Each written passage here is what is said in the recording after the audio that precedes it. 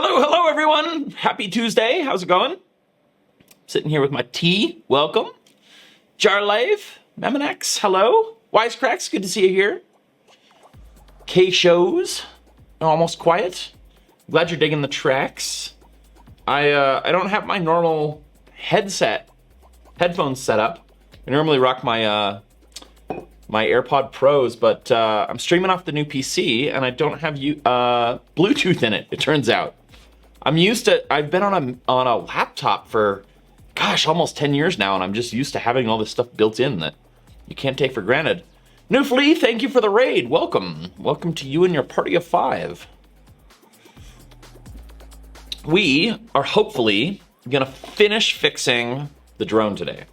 This is a Mavic 2 Zoom that has been reincarnated as a Pro, so I swapped the camera on it. And I also repaired some things that were falling off, like one of the motors and one of the arms, and I swapped the whole case. It had a nasty fall. So, hey Mitsuko Getsuyo, glad to have you here. Welcome. Welcome, welcome. Sorry I haven't been live for the past few days. I keep meaning to go live and then the day gets away from me. I've been writing emails and just, I don't know, lots of little things. I've been kind of just tweaking the new PC, getting things like screen sharing working between the Mac and the PC and stuff like that. So, yeah. Well, let's crack this thing open. So, everything on the drone seems to be working now. We got the fan working again. We've got the arm joints working properly. I'm sorry, let me switch cameras. We got the joints working properly, all that jazz. But there is one thing that is not working, and that is the forward vision sensors. So I think they're probably just not plugged in. I think I probably missed something along the way. I don't actually think they're damaged. So, hey, Freypod. I'm glad you're loving the streams. All right, I'm gonna take these headphones off because they're distracting and in the way and whatnot. But let's crack into this again. So, grab my trusty iFixit kit here. I need to augment my screwdriver collection now that I'm kind of settled.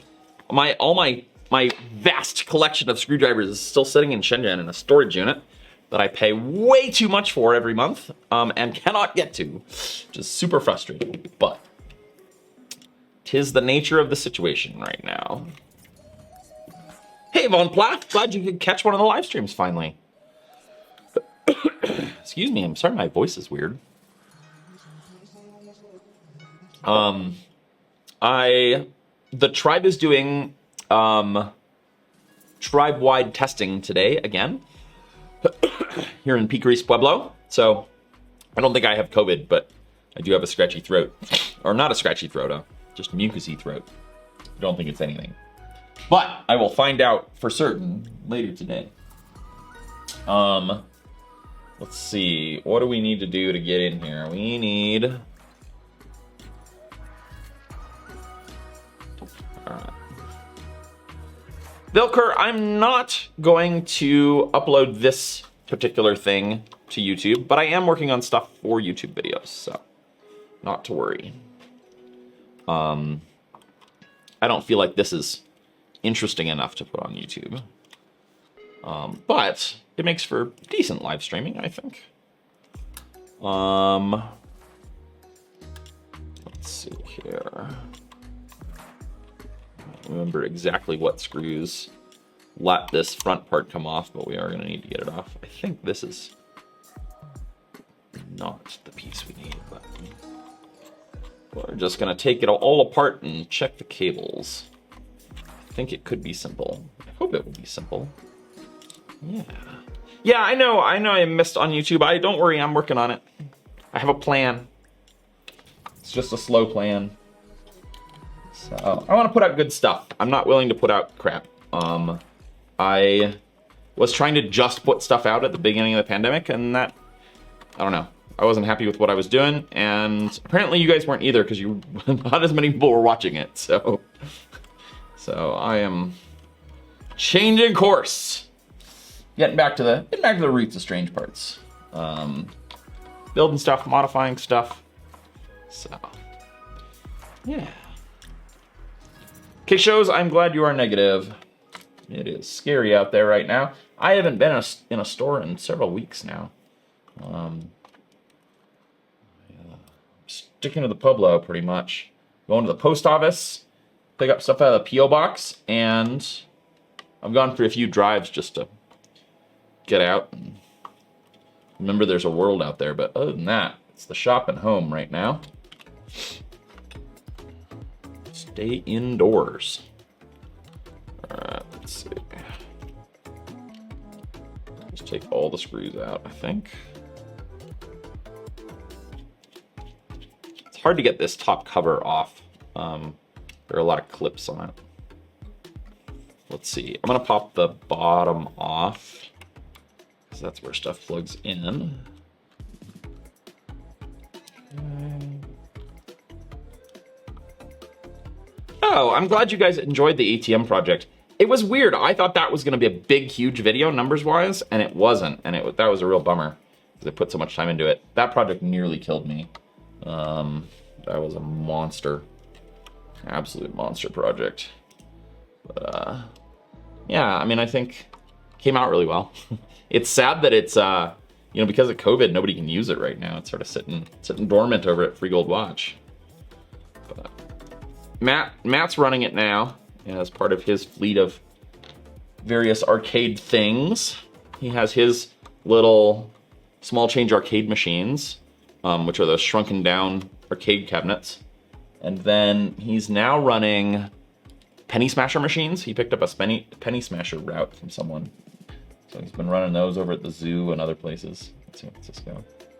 He says they're a real maintenance nightmare, I guess. I guess they break in all sorts of interesting ways.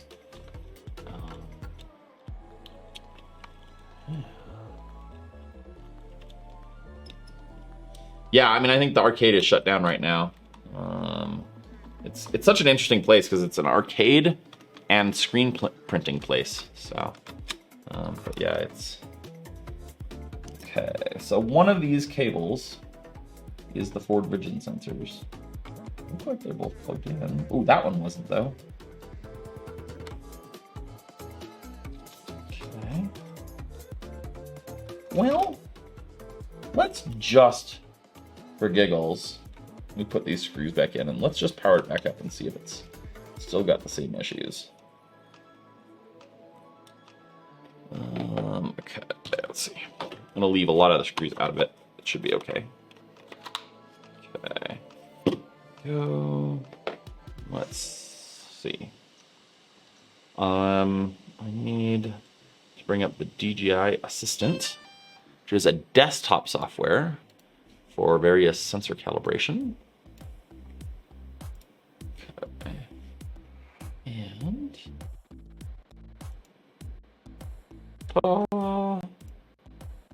okay. Hey, not the Brad. Glad to have you here. Oh, okay. Oh, plug it in. I thought it was already plugged in.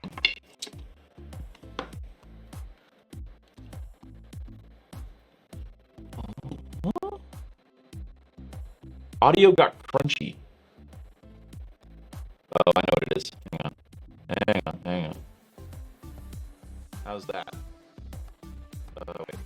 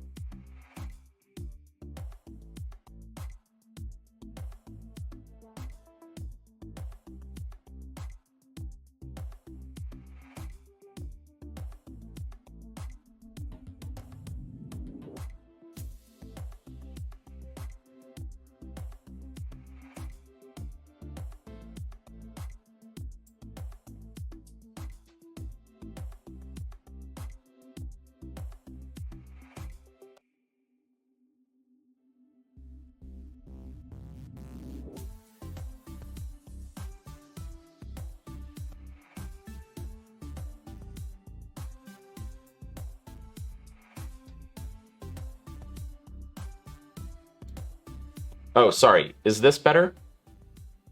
This should be okay. Give me a thumbs up.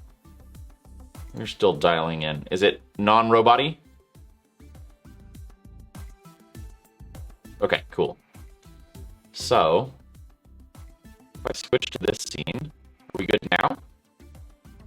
Or are we back to robot?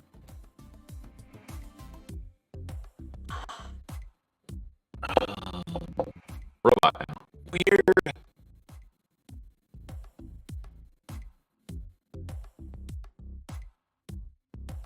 Oh, I know what it is. How about now?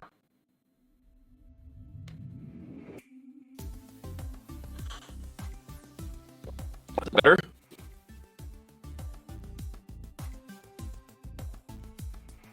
Hello. We're testing now with the lap not better. Well, sheesh. I don't know, guys. Let me play around for a sec. Let me put my headphones on so I can monitor it. This is very frustrating. I spent the better part of a day working on this. Let me turn on monitoring for everything. Okay. All right, I'm gonna switch back to the laptop screen and see. Testing 1, 2. Testing 1, 2, 3. Let me turn off the music. Testing 1, 2, 3. That sounds good to me. Are you guys not hearing it?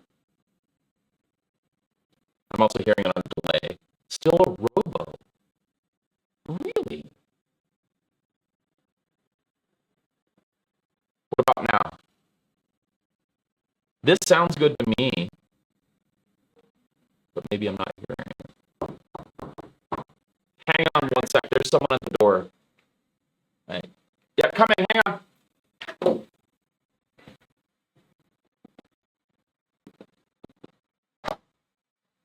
Hey, how's it going? I'm live on camera right now.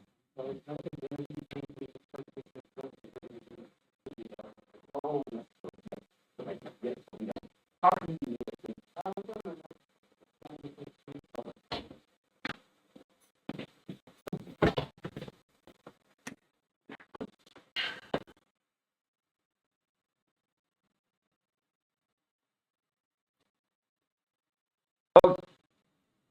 well, I guess I didn't transition over. Regardless, I need to move my truck because the tribe is doing COVID testing today. So yes, I will be right back is the short answer. I need to go move it around the corner. You could watch me though.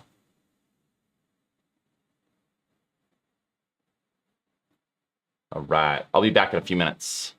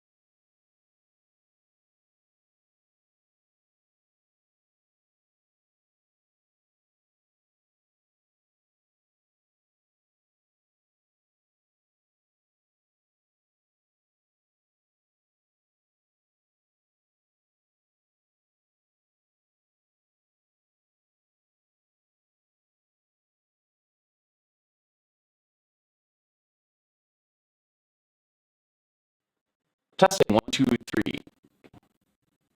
Testing 1, 2, 3.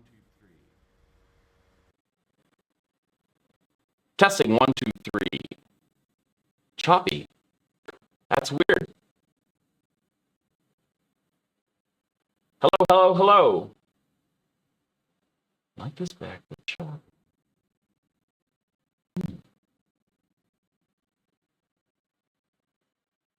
Bad audio.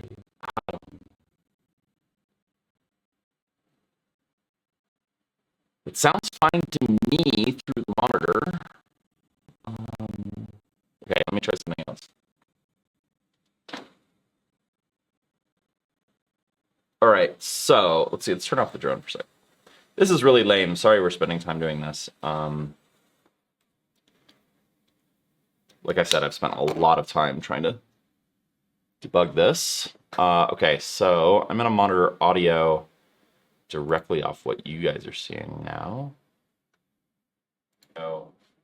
Directly off what you guys are seeing. Whoa. Hang on. I'm going to listen to the directly to it off of Twitch. Hang on.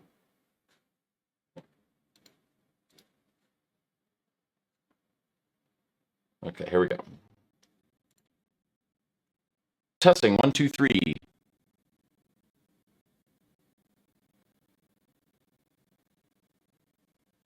Yeah, I hear what you're hearing. What the heck?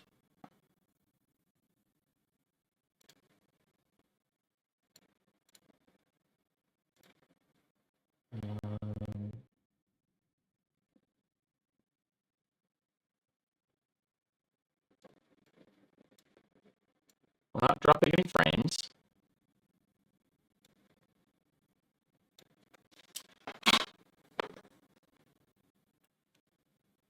Whoa. The mice are acting weird. No, I mean we're at like 2 or 3% CPU load, so I don't think we're overloading the system.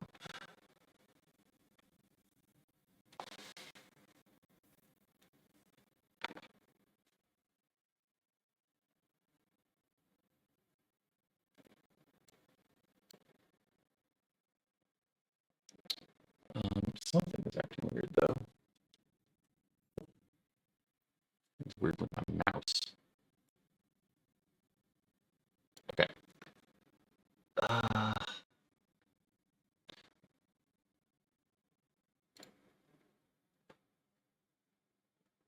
How is this now? Is this better?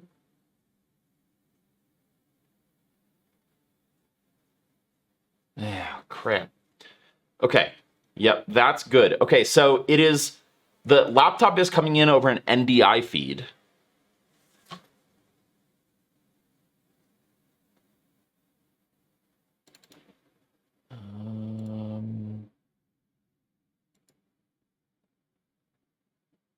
Let's try checking a couple boxes.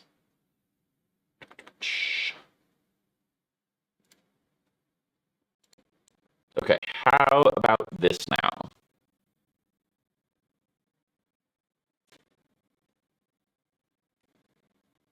Bugger.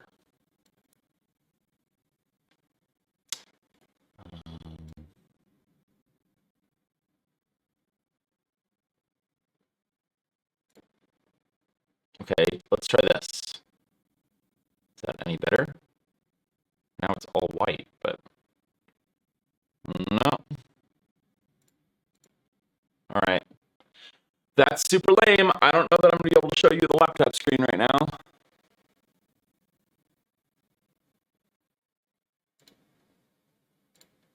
All right. All right, I give up for now. That is a much larger project. Weird. Everybody said, oh, this NDI stuff is great. And my experience thus far is that it is absolute dog garbage. It's, yeah, it's a dumpster fire all the way down. I've had nothing but problems with it. So anyway, that's very frustrating, but 'tis what it is. Okay, let's get this all configured back up here. All right. Well, I'm just gonna do the calibration off screen then. thank you for bearing with me through that troubleshooting. I don't know why that is the way it is, but let's see what we can do. So let's turn this thing on. Delicious. I don't know if I'm gonna watch the launch. I don't know. Space doesn't. I don't know. I grew up right next to JPL, and we went there on a lot of field trips, and I don't know if that just like made me. I don't know. I'm just not super interested. Like, it's cool. I'd love to go to space, but like watching other people launch rockets, I don't know. It's not a huge draw for me. I don't know what else to say. All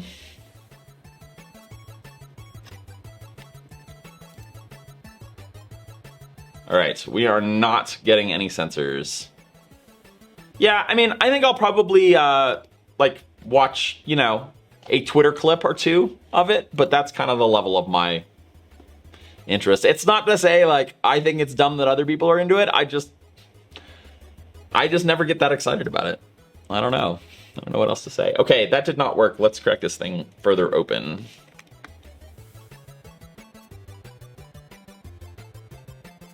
I'm sorry I don't have the screen sharing working. Like I said, I spent a long time on it, and I thought I had a workable solution, but I don't.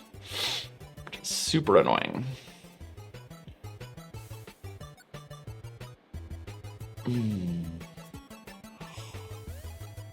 I am not recording this locally, Nosh. I just haven't gotten that set up yet. I probably will at some point. Why do you ask? Okay, let's pop this open. More open.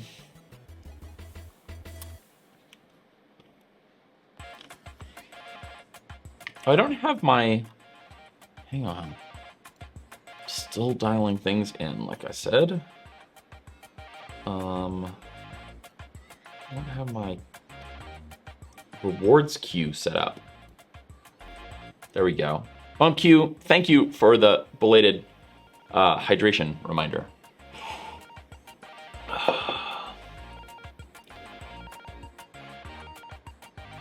Oh, no worries, Nosh. I appreciate the troubleshooting.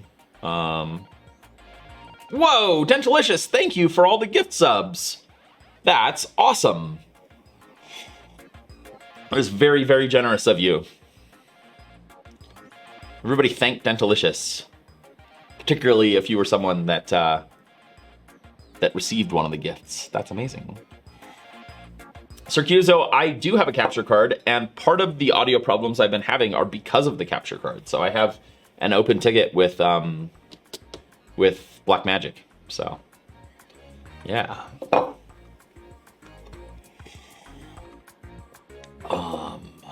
Yeah. All right. What do we do now? So let's take this bottom off again. Though I don't know if that's where we need to be. Let's see. We'll find out.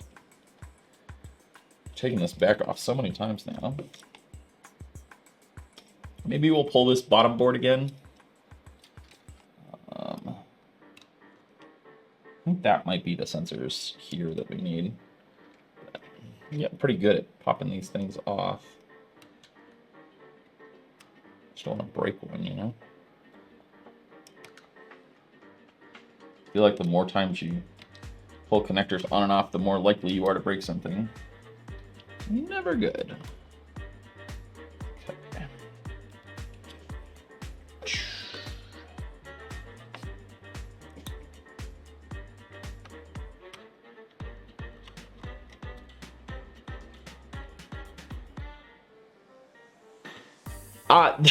Eric the Dragon, this is both a mod project and a repair. It started as a repair, and then it sort of turned into a mod project because I happened to have I was having problems with the gimbal not working after the crash, and I happened to have a replacement gimbal for a Pro. It was a Zoom originally, and so I went ahead and made the swap, and that worked. So it really is, and I had heard that wasn't a lot of novel work on my part, but I had heard that if you just swap it, it just works. And it did. So I now have a Pro, but I don't have forward vision sensors yet.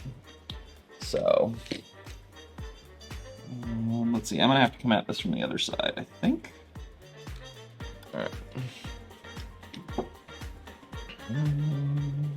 I think I have to go in here too, into these guys as well. Yes, K Shows has got the story right. I was being a little too cocky with an aftermarket, a very aftermarket sort of Chinese add-on. Turns out that adding swinging things beneath a flying drone in high wind, not the best idea. But yeah, you live and learn.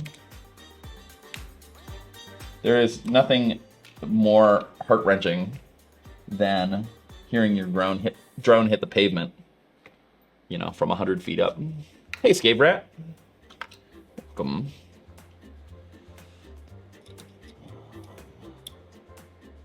Circuso, I don't know if I'm using the same sample rate for every device, but in the problems today, there literally isn't a change in sample rate. Like, there's no change in devices.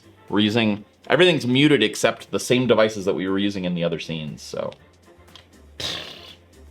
I don't know. Oops, I don't need to take these out. Okay. These stay in. It's these that I need out.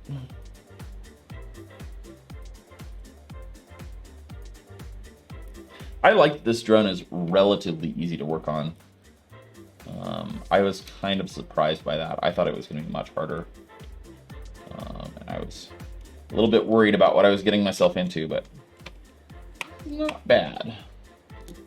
Not for the faint of heart, but not iPhone level even. So I find it relatively straightforward.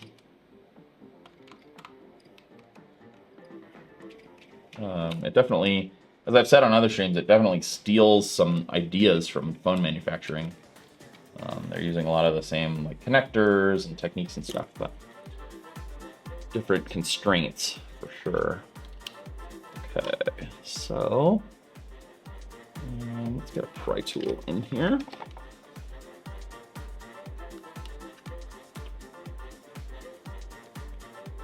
This is the way this goes. It's been a little while. There's no more screws I'm missing, are there? I don't think so. This thing just is reluctant to come off. Come on, man. Doesn't this come off first? Broke a nail. Or do you have to pull this whole thing? Let's pull that just for... Pull the gimbal.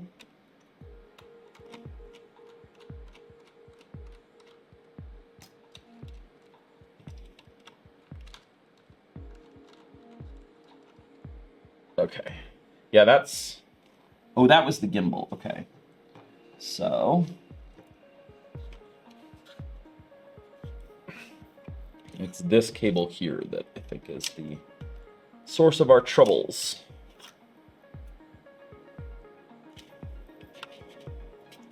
I thought this whole thing comes off. Like slides forward. I'm not getting it to go. I really did break a nail. Trim this up so I don't actually hurt myself.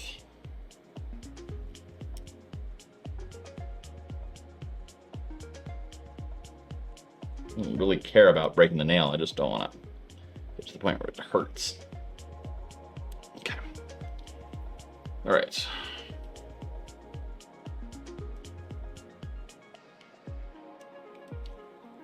All right.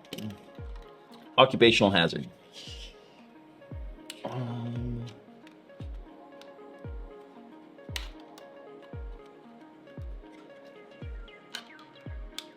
There we go. Okay. So, these are the sensors we're having a hard time with. And And there is a board there. We just, oh, we got to pry this off now. This whole top shell is one piece.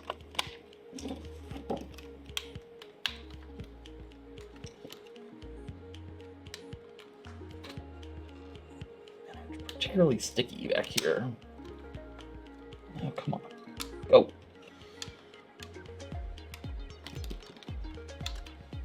Go, go, go. Do the thing. I'm not missing any screws here. What the heck? I remember this being a pain last time, but I don't remember it being this big a pain.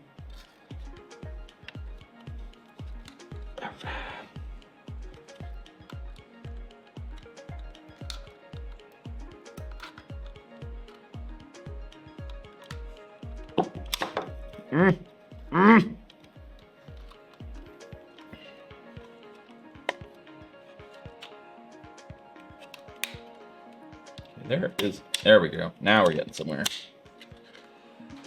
Gotta work it down the seam here.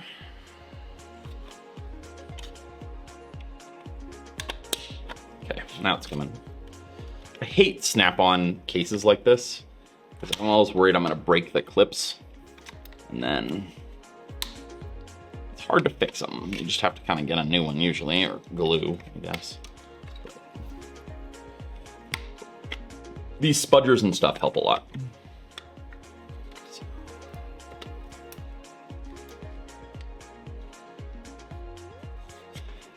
Nosh, those new headphones, are those the new Apple ones? I took a brief look at it. I saw MKBHD was posting about it. I took a brief look at them. They look ridiculous. Not like ridiculous bad necessarily, but they're very Apple. Okay.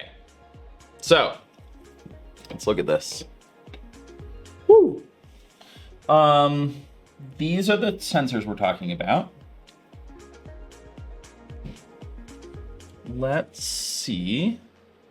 There's a lot of activity right outside the shop door, so just fair warning, I might have to step out in a minute. Actually, let me peek. Studio mode. Oh, there's... Huh. There are 3 cars all lined up outside the door. I guess they're... I don't know. I don't know what's going on, but... Anyway. On board.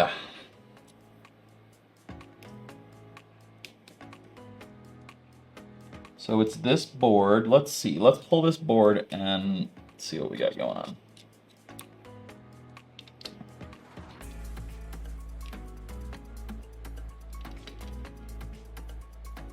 One, 2, 3, and these are clips that look like they hold on connectors here. So these are the connectors for the actual sensors themselves, and they look like they're good. And then this is a cable that routes down along the edge. Looks good to me. I mean, we could reseat all this. See this. Yes.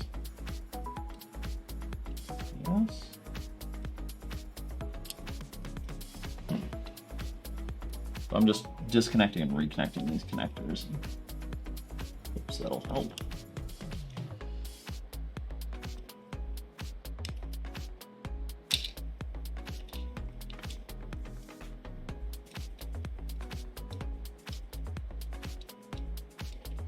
That all looks okay to me.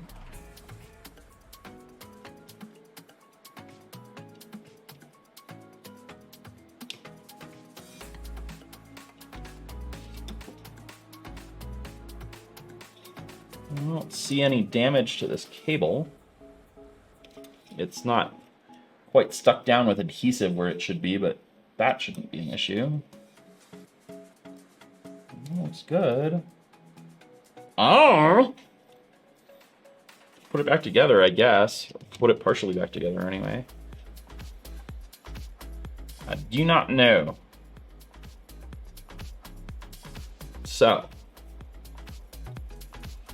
The outdoor cam, MacPrints, the outdoor cam is not, it's like a waterproof security camera.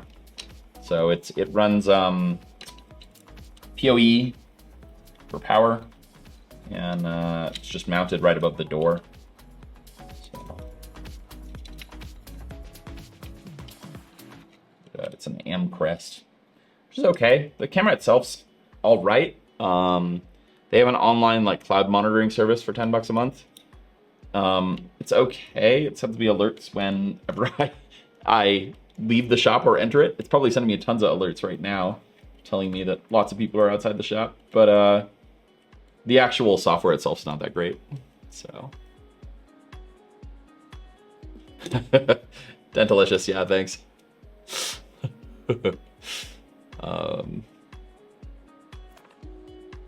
Yeah, I mean, high-end headphones are expensive.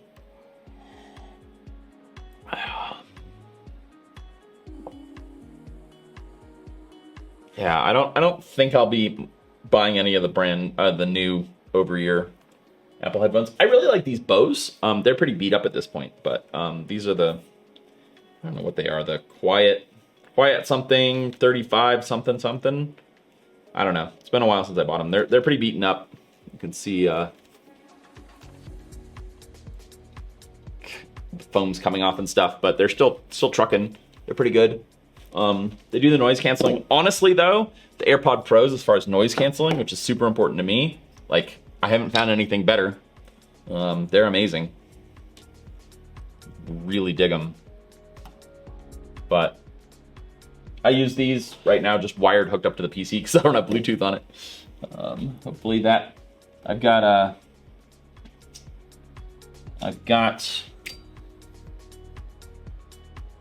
a Bluetooth adapter, a USB little dongle thing in the mail, so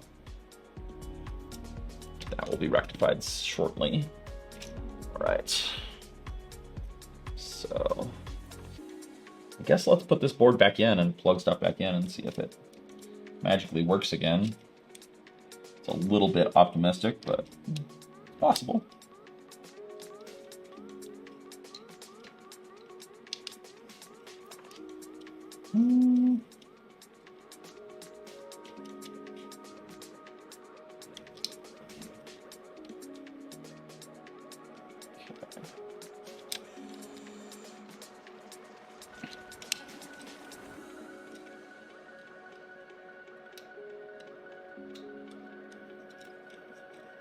Come on now.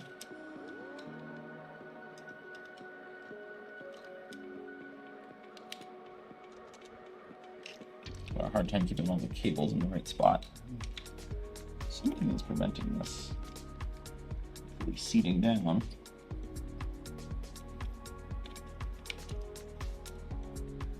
So, oh, I guess I should show this off real quick, because I promised to last time we had this open, which is this is the motor controller board here. Oops, sorry. Missing a camera. This is the motor controller board here. So it's the ESC and battery terminals, and then these are all the wires to the motors, and both drive and sensing rotation. And then this is the actual main board that has all the processors and stuff on it. It's actually got its own cooling on it, heatsink and stuff. And then this is GPS and forward-facing cameras. So let me try.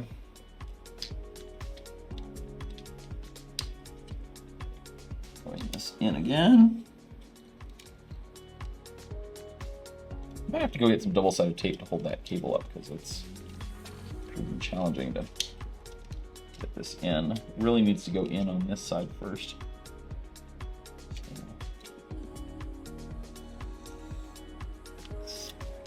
Maybe I can just poke these cables around this way, like so.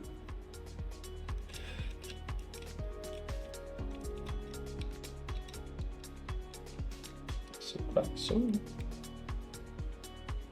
don't want to damage them. Let's see, plastic tipped tweezers.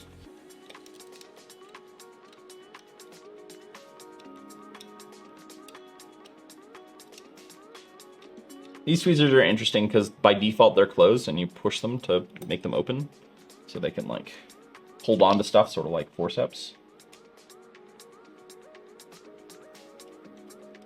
just in the iFixit kit. Just getting a lot of mileage these days.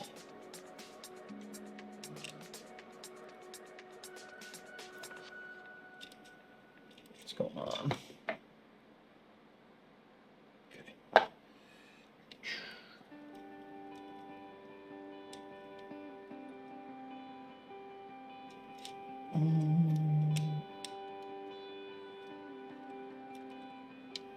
Oh, come on now. I have a hard time getting these cables routed. I don't remember this being so hard before. All right, I'm gonna get double-sided tape. Actually, I've got some right here. I was worried I'd have to stand up, but I don't. A little bit of snot tape will fix this right up. This is called snot tape by the film industry because if you ball it up, it looks like a little ball of snot. But it's real handy for stuff like this. It's pretty thin and it's kind of stretchy, and I like it for things like this. Okay. I'm just gonna tack that cable down right like so. Oops, except that I totally peeled it off onto my thumb. See there? Little snot goober. Totally can't see that. Where is the frame?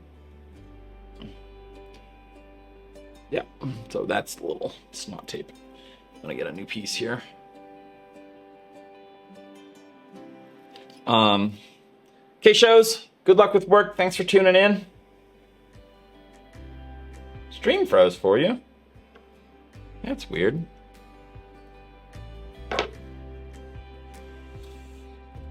All right, let's try this again.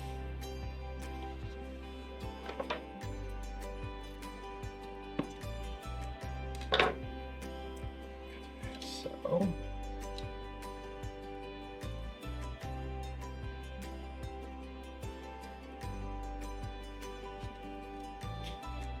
Where'd it go?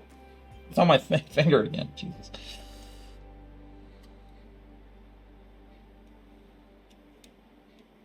Okay. All right. Cool. Designated. I started the stream about 45 minutes ago. I think it's right down below the. If you're on desktop anyway, it's right below the player. Don't know about on mobile. Oh, thank you.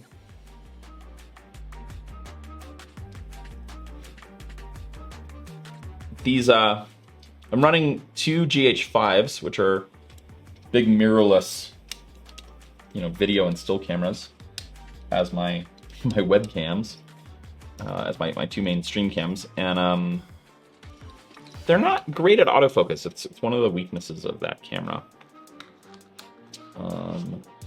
Just a well-known thing for people who shoot with GH5s. It's a popular camera for a lot of vloggers to use, a lot of YouTube creators. And I don't really like the term vloggers. Yeah, they do a lot of things amazing, and the autofocus just sucks. And so I have it off a lot of the time because even if you really tweak it, it often sort of bounces around on you. Gosh, seating this board is a pain.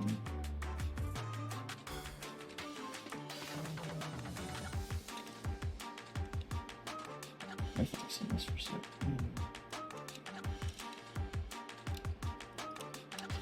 There we go. I think we got it.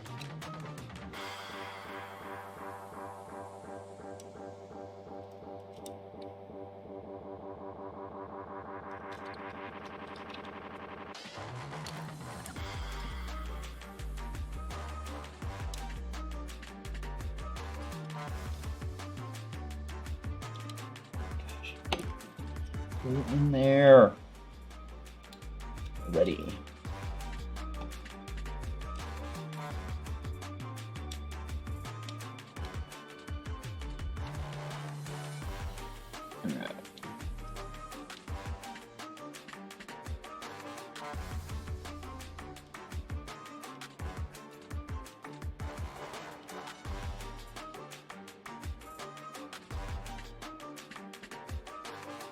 Okay.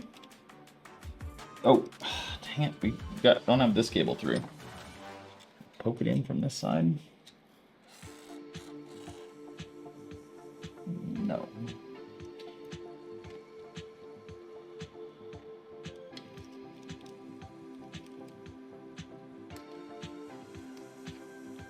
What a freaking pain. Come on now. Get out.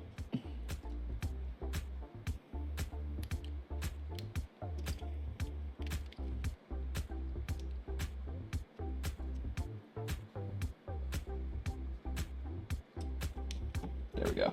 Okay. Yes. Now we're in business, I think.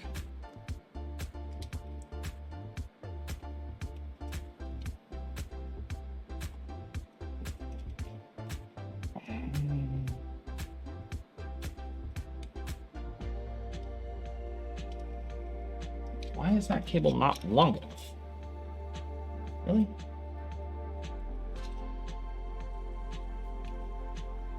What is going on here? That's the cable that goes up here. This is the gimbal cable.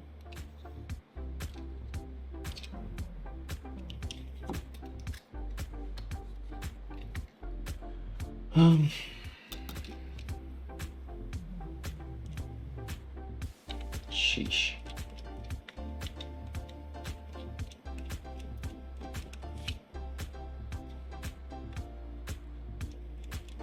You guys must be talking about Oh Bother doing his hardline water cooling.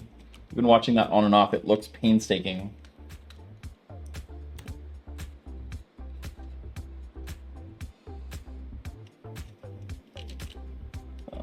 You guys should definitely check out Oh Bother. He does cool stuff. I've been enjoying tuning in for his streams. I was watching him just before I jumped on here.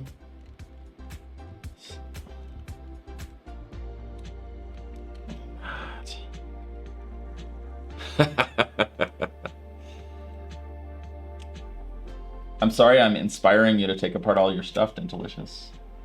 I mean, sorry, not sorry. What's going on? Why is this cable too short?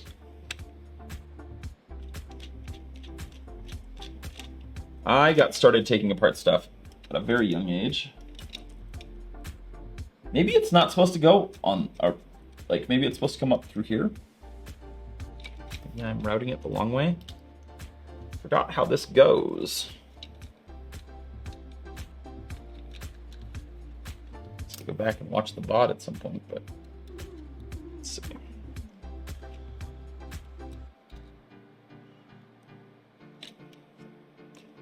What's going on?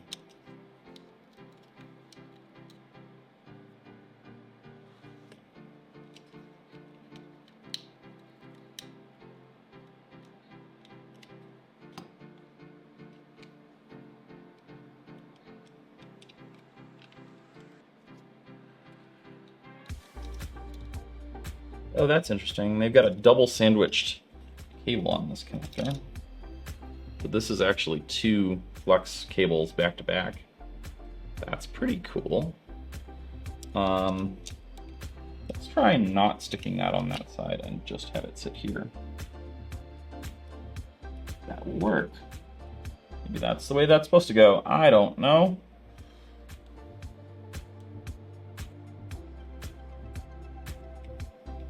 I don't think it'll hurt anything to sit there. Okay, 1, 2. Okay, that'll hold that for the moment.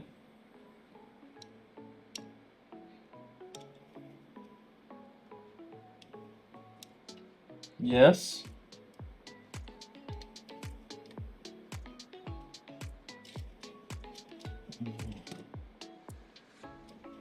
Reseat this back connector.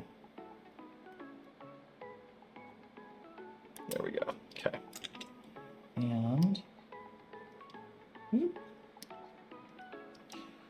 Whoop, whoop, whoop. Okay. this is undoubtedly an antenna connector, as is this. Okay. And that is top case cover thing.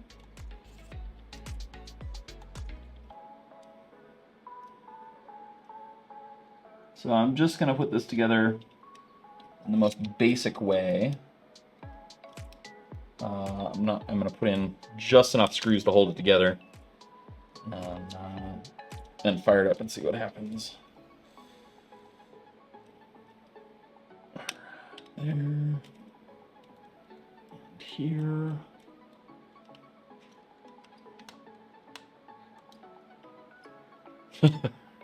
Thanks for jumping in here, KWF, and helping to moderate. I appreciate it. I'm sorry I'm stealing you away from your work, but sorry, not sorry. All right, let's... Unfortunately, I feel like we sort of have to reseat this, at least in part, because that's where the battery sits. Even though I really don't like putting this case together. These clips are awful. Okay. That should be enough to then seat the battery here. And, yeah, I know the feeling, Nosh, with working from home. I mean, my job is not super typical, but it's, I don't know. It's really easy to end up in a place where all of your days are work days, and I don't know. I guess that's the case for me working for myself. I've worked for myself for the past 10 years, and it's really easy to end up in a place where you're just working all the time. So, being a creator doesn't change that at all. All right, drone shows up. Let's see if we have any more sensors than we did last time. 3840 is the width of the screen. I'm still seeing red X's on the sensors. That's annoying. Don't feel like we're getting anywhere. Let's try firing it up with the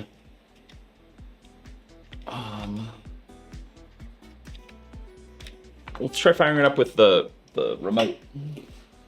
KBUF, is there a reason why it's an RMA heavy day? Is like, are Tuesdays the day that everybody decides their equipment needs replacing?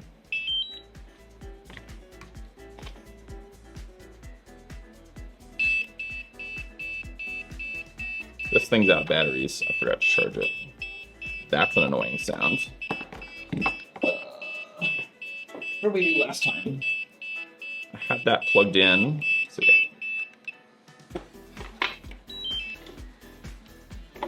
Had this set up so that it was charging off the micro USB port. And then, oops, that's not the right one. I had a phone cable hooked up here to the phone. Okay, DJI.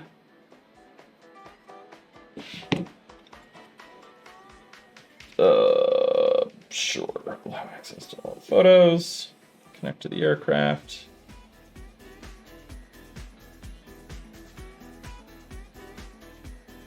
This should work. Why are you not showing up? SD error. I know what that's about. That was, I think, about us. Whoa. That was about us trying to install Windows using the drone. So I guess we're reaping the go fly. Here we go. Okay. Overall status. Backwards vision sensor. Oh, I think we're looking at the wrong sensors. Backward vision sensor calibration error. I've been looking at the forward vision sensor, which are these two. Maybe it's this sensor here. or this one of these two down here. And it wants me to recalibrate. Okay, hang on. Let's fix the SD card error.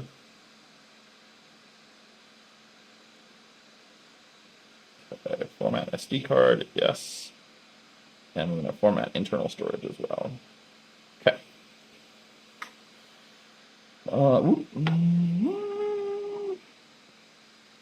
Okay.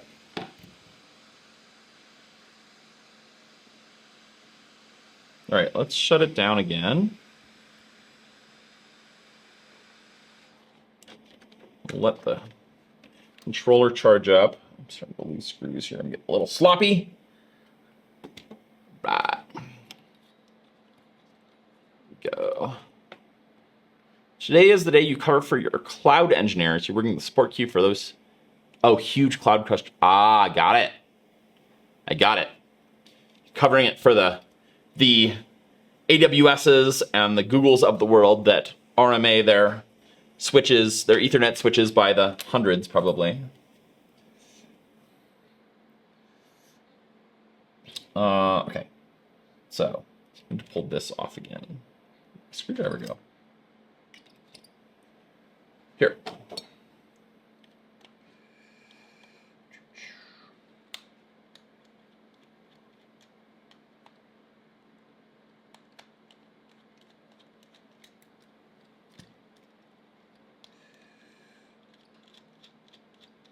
Technically, I could fly without a backwards vision sensor, but I would prefer not to.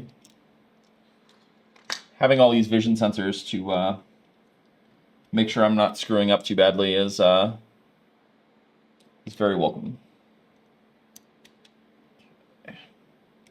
It's nice. It's nice having your drone be like, nope, I'm not doing that because that seems like a bad idea, which apparently doesn't apply to dropping things or attaching things to the drone.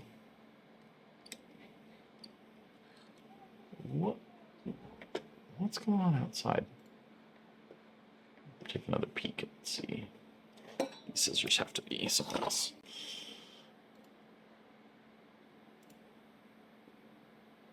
Oh, there's someone in full PPE literally right outside the door. Like a nurse or something.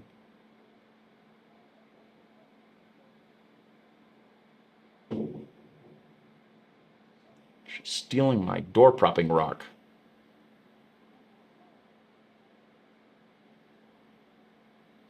Huh. I don't know what they're doing. Anyway, sorry. I'm just keeping hearing weird noises, which weirds me out. Casey Neistat said that he couldn't work in his studio in New York City without being able to see out on the street and stuff to see where all the noise was coming from, which I am starting to sympathize with. He had a bunch of security cameras set up in weird places, which he, sort of had a wall of cameras, which was cool, but. Okay, so let's take the battery out. Yeah, I've been thinking about recreating some of his stuff. The camera on the door. So he had a camera outside his front door, just literally on the door, and then a TV on the inside. I thought that was pretty cool. This shop/studio has an advantage and a disadvantage, which is that there are no windows in here. So I never really know what time of day it is, and I obviously can't see if there's somebody outside. Now with the security camera I can, but I was thinking that if I had his setup on the door, that maybe I would have a better sense of what time of day it was. Okay, so it is probably this cluster here that is having issues. So I'm going to pull that whole assembly out and see. I forgot to put this thing back on. Let's put that back on real quick.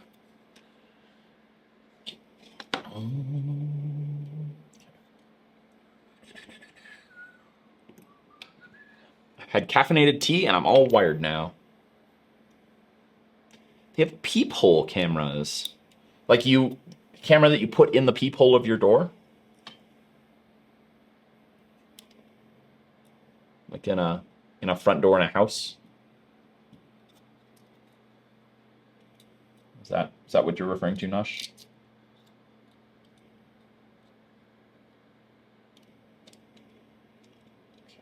One screw, yes. Oh yeah, interesting. Yeah, this door is a big industrial like metal door. It's got a breaker bar on it. You know, it's a fire door. So yeah, I think it's super interesting how this thing is set up too, Timon. Yeah, I'm hesitant to like, you know, drill a hole in the door. I have drilled a few holes in the wall to run cable from the outside in for why is this thing not charging? Well, maybe I just have to shut it down and then it will charge. Yeah, no, it says charging. Okay. So I've run cables for the camera and for the network, and I ran an extension cord to another circuit because I only have 20 amps here for the whole shop built in, which is super annoying. And I was flipping the breaker all the time, blowing the breaker all the time. So now I'm running things like heaters and compressors off a separate circuit, and welding. Welding was the biggest one because that takes a full 20 amps on its own. Okay, here we go. Boy, that's pretty self-contained. Maybe I need a new one of these.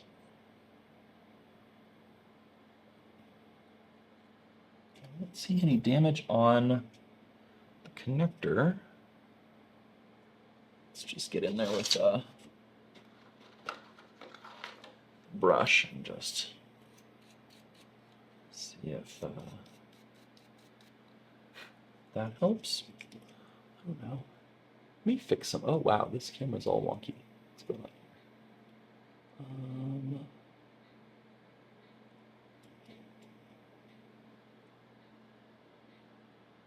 That might help with focus a bit. What is going on? Hang on.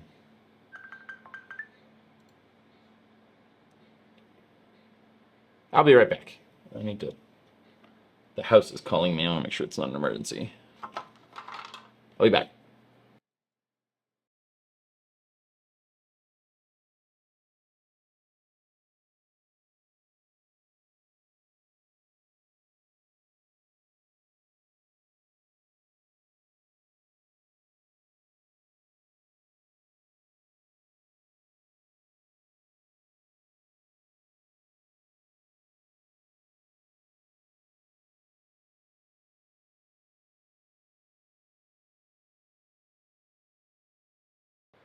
All right, give me one sec here. Just coordinating. We're coordinating getting tested for COVID. They're testing the whole Pueblo today, as I mentioned earlier. One sec.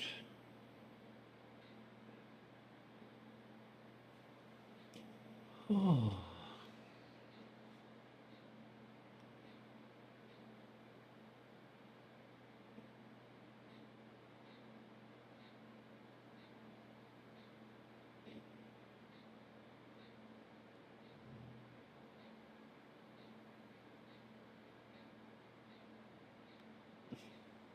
All right, I'm gonna kind of wrap things up. We're gonna go. I'll do testing together as a household. So, this is routine testing, Scabrad. It's there was a case a couple weeks ago, but this is routine testing. Because a lot of people here are high risk, and it's such a small community that the potential for wiping out an entire oral history if COVID spread here is so catastrophic that the potential consequences are so catastrophic that they're being really extra careful, and so working with the New Mexico Department of Health, they're doing special testing events here on a regular basis and just mandating that everybody go get tested. So I am okay with that. So I'm gonna kind of wrap things up here, I think. I don't really know where to go from here either, right? Like, I don't see any damage on this thing. I guess we can put it together one more time. I'm gonna put this together one more time, and then I'm gonna wrap things up, get some food, get tested, and then I'll be back this afternoon, and I think we're going to transition from working on this to working on USB-C on the iPhone. So stay tuned. I'll probably be back on in like an hour and a half. So like, let's say 3 Mountain Time. I will be back on, and yeah, do some cool stuff then. So I think we're going to jump into paper prototyping the flex circuit that will hold the USB-C jack. Those are crap. They don't meet at the end. Let me get a proper pair of tweezers here to grab this hair from one of the brushes. Yeah, it's with the more fine stuff like tweezers and even the finer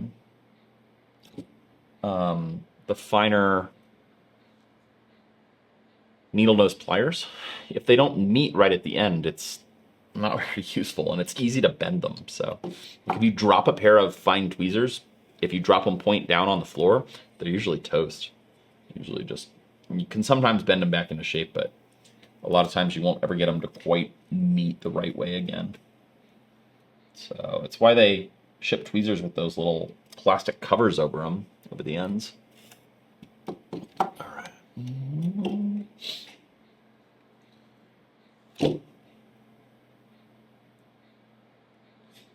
The good news is it seems relatively easy to get parts for these things. I've been using Cloud City drones for most of my parts, and they seem to have everything that I have needed to replace thus far. They have in stock, so that is really nice.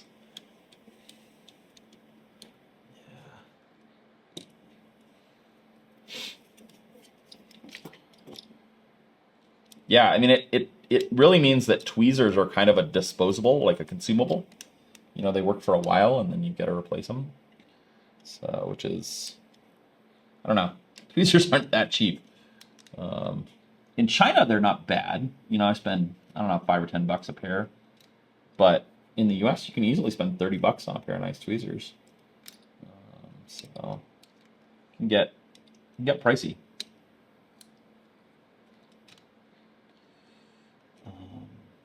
I want the less sharp tweezers because I don't want to damage any of these wires.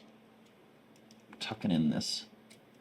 There must have been some better cable management originally for the fan cables, because getting in my way over there. Oh, sorry, I didn't switch cameras. I need to I need to give mods a command on Nightbot to just switch the camera for me, because I often am not paying attention. All right.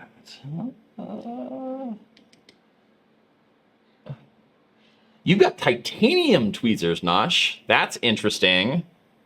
Do you easily have a link for that? I would be interested to check those out. Like titanium, like soldering tweezers, or like camping tweezers? Holy crap, $80 a pair. That's spicy.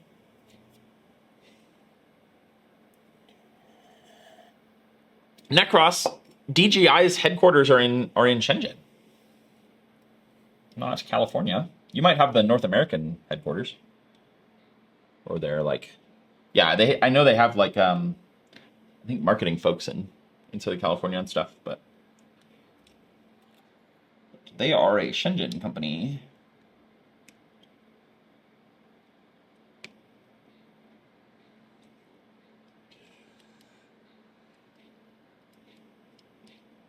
They're one of the cooler Shenzhen companies, I think. Like them and Anchor and Insta360. Oh yeah, drone. Not paying much for drone repairs. Yeah, I imagine that's kind of like a, I don't know, $15 or $20 an hour gig. Imagine they train you up and then you're kind of just a screwdriver jockey. All right, well, I have reseated these connectors once again. I don't know that we really did very much. Oh, 12 to 13, wow. That's not very well paid, but I suppose to them that's a high wage for a factory line worker if they're thinking about it in China terms. So Yeah. I mean, that would be a high-paid factory worker.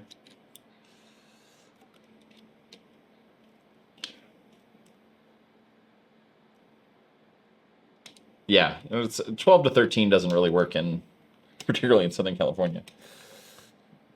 That's not a viable. This bit has gotten loose on me. It's gotten rounded on the very tip. I'm gonna have to order a new one off McMaster Car, which is my latest addiction. All right, well, I have this somewhat back together. Let's throw this on here a little bit. Just a little, just the tip.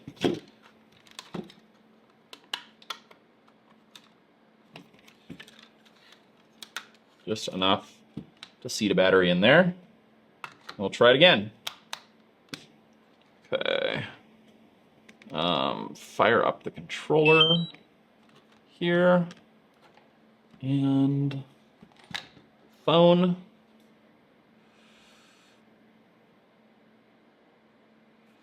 Okay.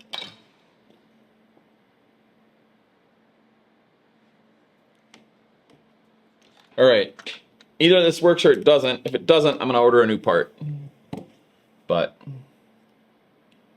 oops, let's turn on the drone.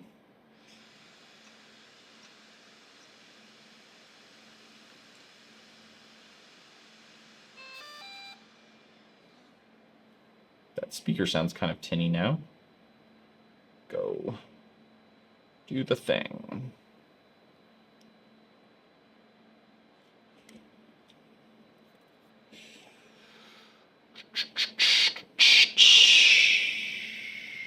Why is this not connecting? Come on.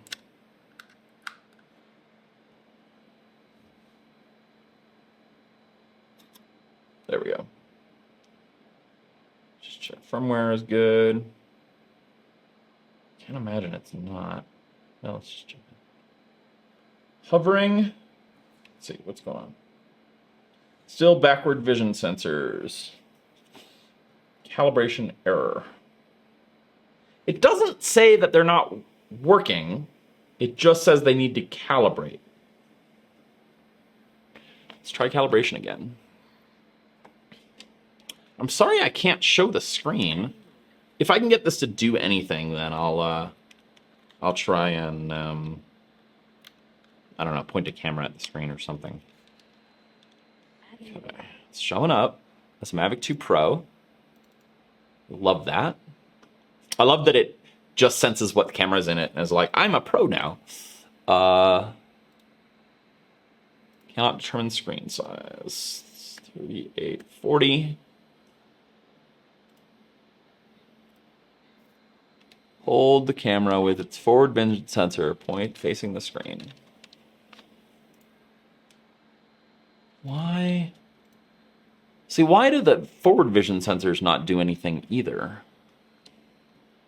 You're supposed to point it at the laptop screen or whatever you're doing, and it's supposed to just work.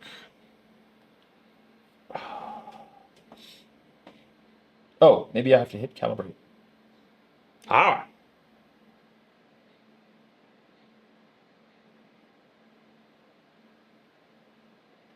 Wait a minute. This is having me do something totally different. Okay, wait, hang on. What does this say? Adequate lighting and good ground texture. I don't know if we've got that in here, but...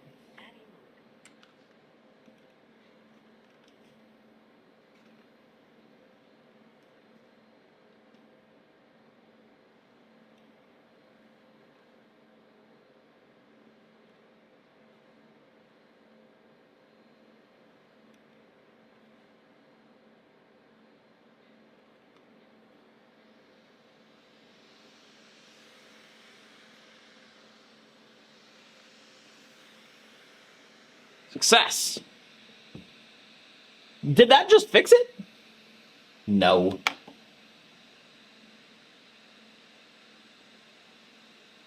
Really? Calibrate. Yes.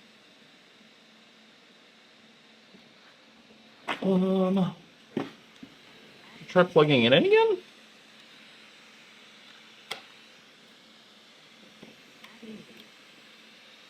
I don't know. Yeah, I might need to light the incense and, I don't know, sacrifice a chicken or something. Let's try this one more time. Calibration. I'm going to try unplugging the external monitor for a sec. Let me see if I can... which means the mouse doesn't work anymore. That's plugged into the monitor. See if this works better this way.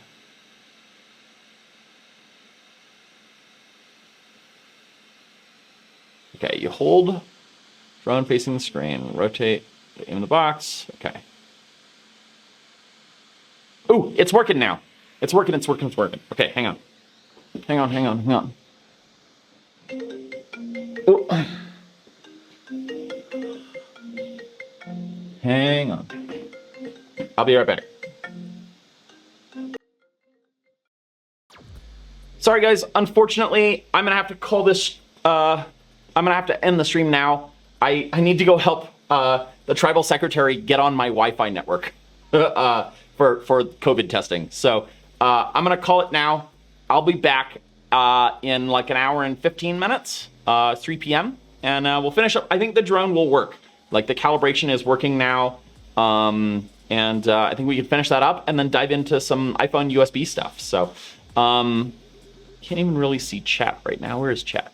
So yeah, sorry for the abrupt end here, but yeah, it'll be 3 p.m. Mountain Time. So anyway, this is part of doing this kind of thing for the tribe is part of the goodwill of me being here. So it is very, very important to do. So they have really helped me out. So I do the best I can to help them out. So anyway, I'll catch y'all in a bit. Yeah, we'll do some exciting stuff this afternoon. So take care. I'll see you soon. Yeah, see you in a bit. Hello everyone. Sorry that took so bloody long if you were here for the previous stream. It wasn't literally bloody, but it did make my eyes water. I had to go get tested for COVID because they're doing a Pueblo-wide test here in Peak Reese, and it was just, there was a huge long line. So they ran it a bit different than they did last time, and it just was really slow. So anyway, hang on, let me plug in my phone, it's about to die. But I am back at it, and I think the calibration program working. For those of you that didn't tune into the previous stream, we are fixing my Mavic 2 Zoom turned Pro. I have upgraded it from a Zoom to a Pro. Whoa. What the hell?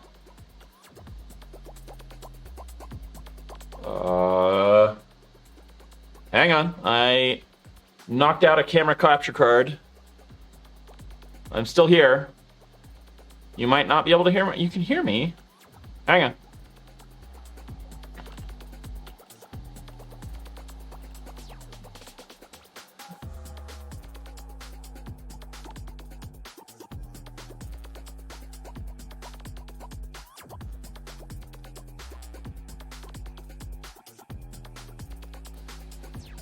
There we go. Sorry about that. I whacked the capture card that's running that camera, so. Hello.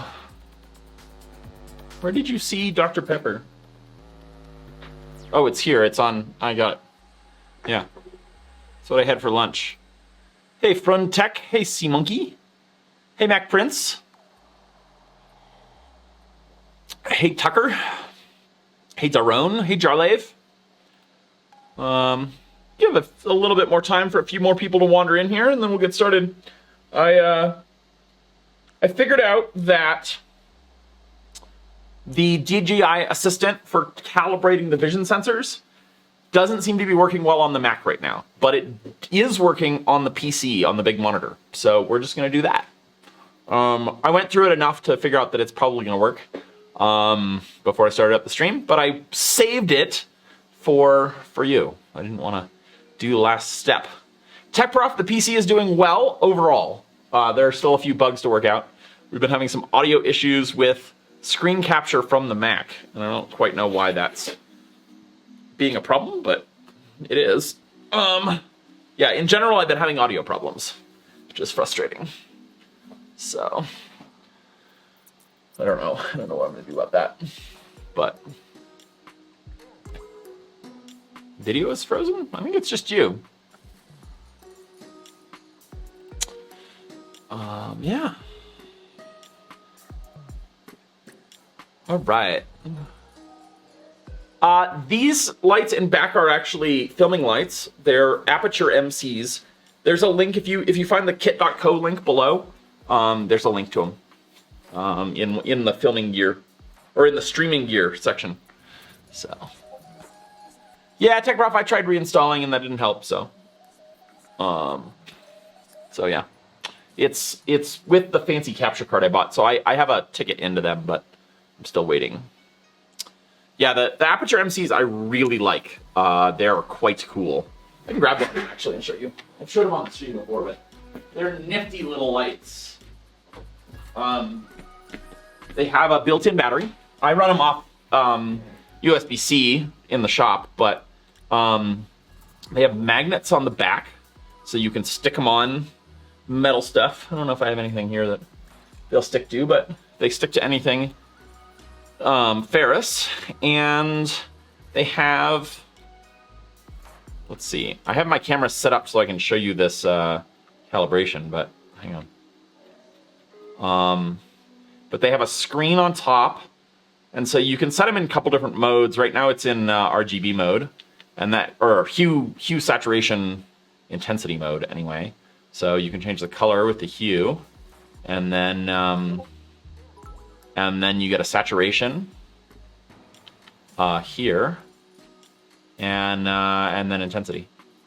And you can use other modes for like CCT for like color matching. So I can do this to match like the temperature of my studio lights, things like that. Daylight, you know, all those balances. And then you can control them from your phone and pick a, so I often run them in Bluetooth mode. No, I don't want to reset. Actually, I guess they can be in HSI and Bluetooth at the same time. So yeah, they're pretty sweet. They've got a couple hours battery life, depending on how intensive you run them. They're not cheap, but for filming, they're great. So I wouldn't use them just in a room or something. Like, they're expensive for just general illumination, but for filming, they're awesome. They seem pretty robust. I've got 2 of them so far. Consider getting a few more for when we do factory shoots for illuminating the inside of equipment, because we can, all that stuff is just, it's all steel, so we can just slap them on the inside of equipment. We used one at the laser factory for, I think mostly for doing thumbnails and stuff, and it was great. So anyway, Mic Boost, the PC's doing really well all around. I'm having a few audio issues, but overall it's really solid. So a few bugs to work out, but it's, I mean, it's barely breaking a sweat. We're running at 6% CPU right now, so that's pretty awesome. Okay, well, let's jump into it. Richard E. Gill, thank you for subscribing with Prime. That is a huge help, so cheers. Asakirzo, thanks for the bits. Yeah, let's jump into it. So let's do some drone calibration. Let me get, so I was running into some serious problems with this before, but I think I've got it working now. So let me get the screen up. Screen share. Is that good? Let me wait till it hits you guys, or hits my preview. That looks good. Okay, so we're gonna go into calibration, and oh, I might have to restart this. Hang on. Oh no, we're good.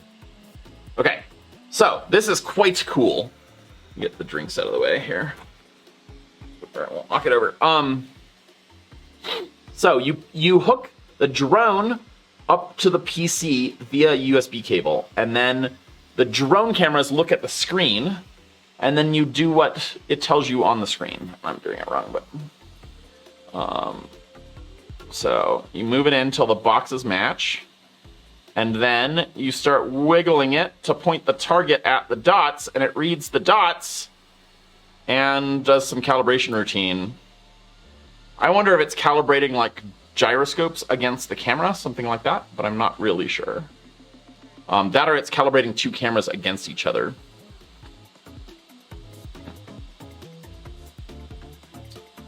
But it is a very clever calibration technique, because normally this would be, you know, this would involve like a test stand and all this special equipment, and they have developed something that everybody can use, and they make it available to everyone, which is awesome. There's none of this like, oh, you have to be a DJI certified technician, blah, blah, blah.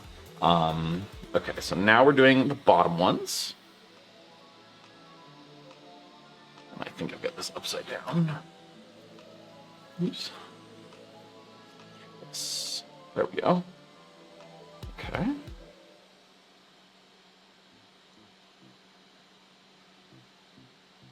I do not actually have the shirt that says, if it smells like chicken, you're holding it wrong. But it's something that my friend Mitch Altman says a lot when he does soldering classes. And so I thought it was funny. I've been trying out new notifications for Twitch streams. I thought it was funny and thought we'd try a little humor. See if that gets more clicks. You gotta always mix it up, so. Okay, I also didn't really know what else to put there, so. Okay, so now backwards. Rotate by 90. I think we go this way. No, let's go the other way. There we go. All right. Yes.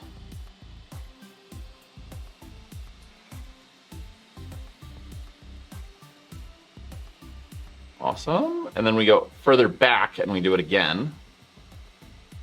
I'd be very curious to know like what the actual algorithm here is, what they're trying to calibrate. Okay.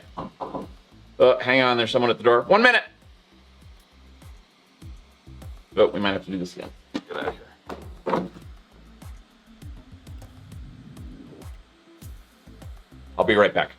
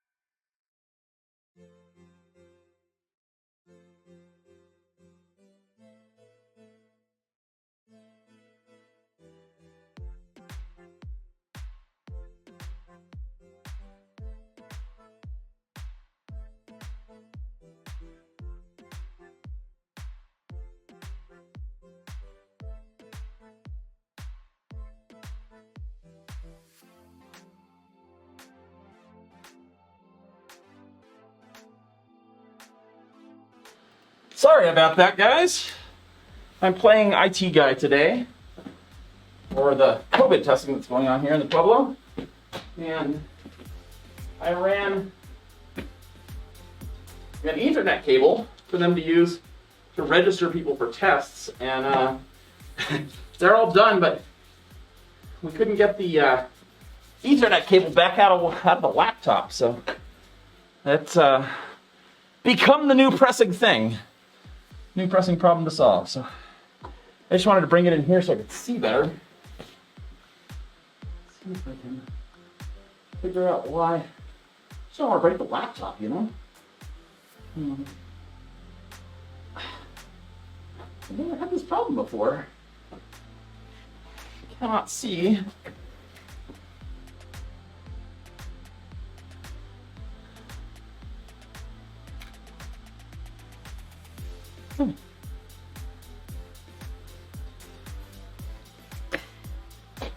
I've never run into this before. What's going on?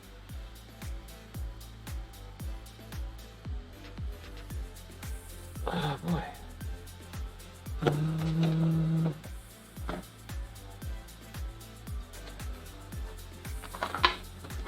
Before I bring it in here, where I have more tools.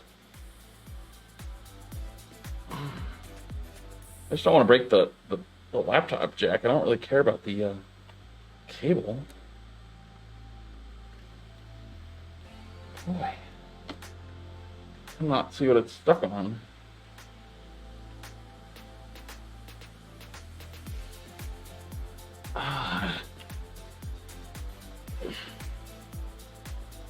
Yeah, this is a Cat 6e.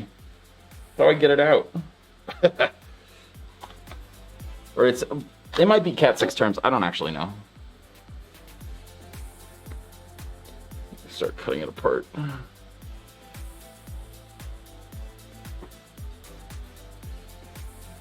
It seems like the plug. Oh, there we go. I got it. I don't know. Boy, that got chewed up. Oh well. Let me go return this laptop. I'll be right back. What can we show? No, I don't want to show outside. Hang on. I shall return. I'm just going to step off camera for 1 minute. Leave this going.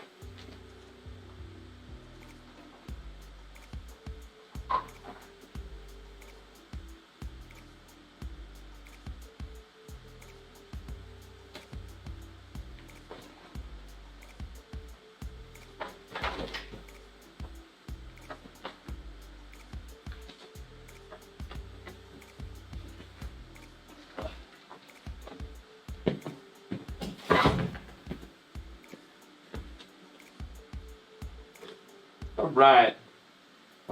Sorry about that. I feel like a bad stream host today. But just kind of the nature of being right in the middle of a 3-ring circus. Craig Casey, I would let you see outside, but I don't know that everybody that's out there wants to be on camera. So I'm gonna respect that. I'm gonna be a little bit careful. With that, if we were like in a city and it was just the sidewalk, then fine. But I think there's a little bit more expectation of privacy here, so If it's just me out there, I don't mind, but I think I'm gonna wait. All right, sorry about that. Let's try this again. I think we're gonna have to start over. But I couldn't find the secretary. I think she's gonna come back for her laptop, so I'll have to step off camera real quick and give it back to her. But yeah. All right.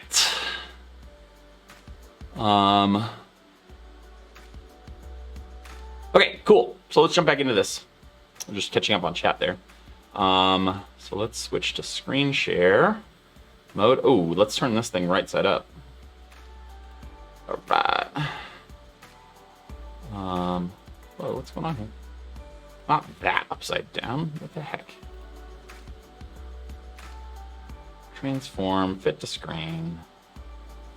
There we go. Top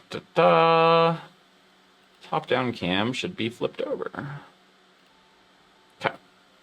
Let's try this again. You guys seeing what I'm seeing? It's always the question. I think yes. So, do this, rotate it 90, up to the left by 90. That left. Okay. 1, 2, 3, 4, 5, 6, 7, 8, 9, 10, 11, 12, 13, 14, 15, 16, 17. Hooray.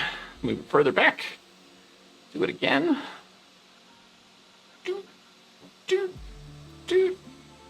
Oh, I guess I did this on the top-down view, not the screen share last time, but that's all right. As his chair sinks slowly lower, I've got a little bit of a leak in the piston on this chair, and it only happens sometimes. It's super annoying.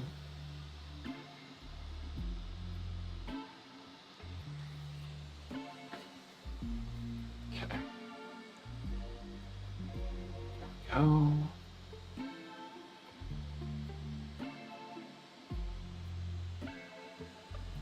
It's very cool to be able to see the sensors in the corner of the screen and see what the actual cameras are seeing.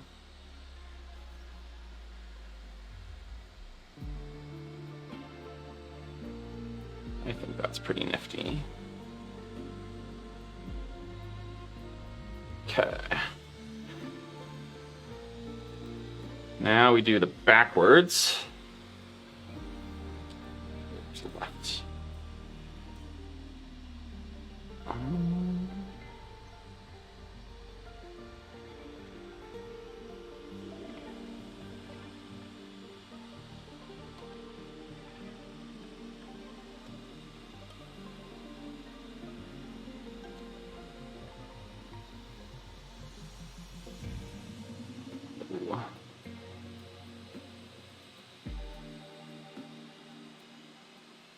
Okay.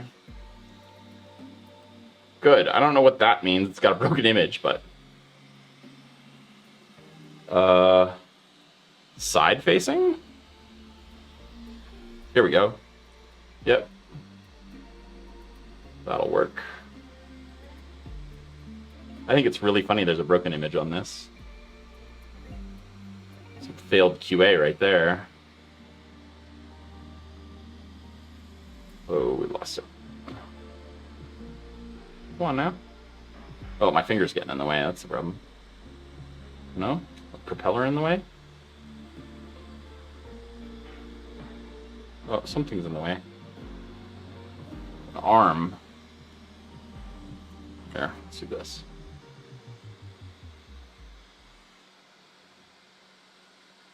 There. Now we got it. Okay, another broken image. Is it this one? Oh, it's this one.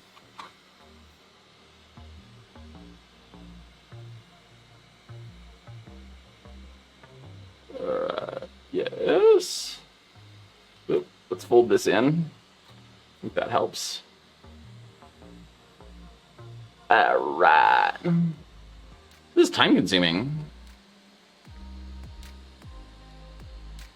Collect all the dots. Okay, now it's calculating.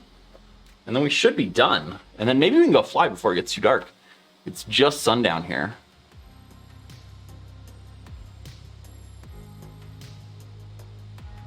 Oh, that's interesting, Night Boost. Mine tends to be when I'm leaning forward or leaning back. My thing leaks, but yeah. You can only see the very top of the screen, by the way. Huh. Sorry about that. Let's switch it to like so.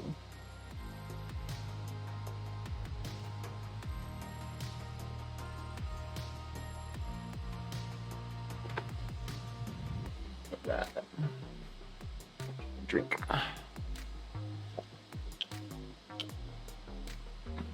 32, I think it would be cool to build a drone too. Something I've been wanting to do.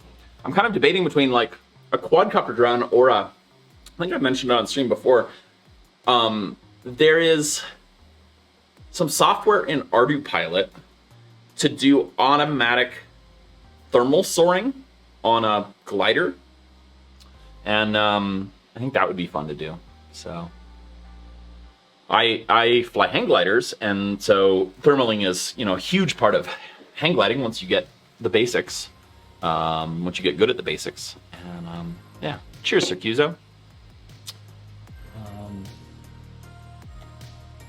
So I think it would be very cool to have a drone that autonomously thermals, where it rides, you know, it finds and rides masses of warm air moving up in the sky on its own, because then you don't need to use any power to keep the drone in the sky. It can jump from thermal to thermal to thermal during the day, and you could get very, very long flight times on very little battery. You're just using battery for your control surfaces and your cameras and stuff. You're not using it for your main propeller, so you know, you could get multi-hour flights easily. So I think that would be fun, but I haven't gotten around. It's one of those projects of like, I just need to sit down and like spec out all the parts and order it kind of thing. Like that's the majority. I mean, I'm sure there's work in putting it together, but it's not like I have to design something from scratch. And actually there are other YouTubers that have played with this software, so I really just need to look at their builds and start there. So Frontech, you can't see thermals with a thermal camera because there's not really a radiating body to be sending out infrared. So you end up just flying around until you feel it.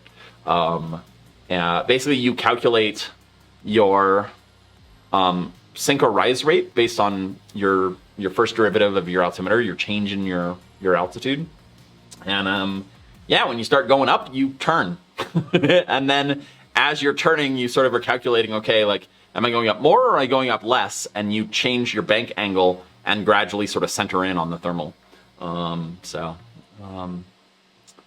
Yeah. Gaffo, you can look at the ground. As hang glider pilots, obviously we can't see in infrared, so we can't see heat.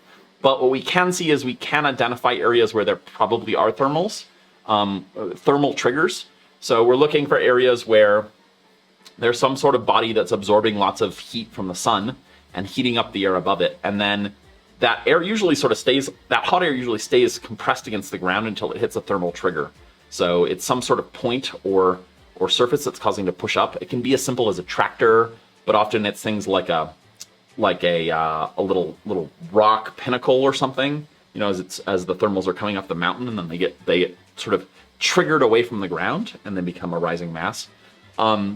One of the interesting things is that thermals are not constant. So just because there was a thermal there 5 minutes ago doesn't mean that there's a thermal there now. And actually, one of the biggest things that as hang glider pilots we look at is what else is in that air, right? So obviously you can see like dust or smoke or straw or something like that that's getting pulled up, great. But obviously the biggest thing we look for is like birds circling.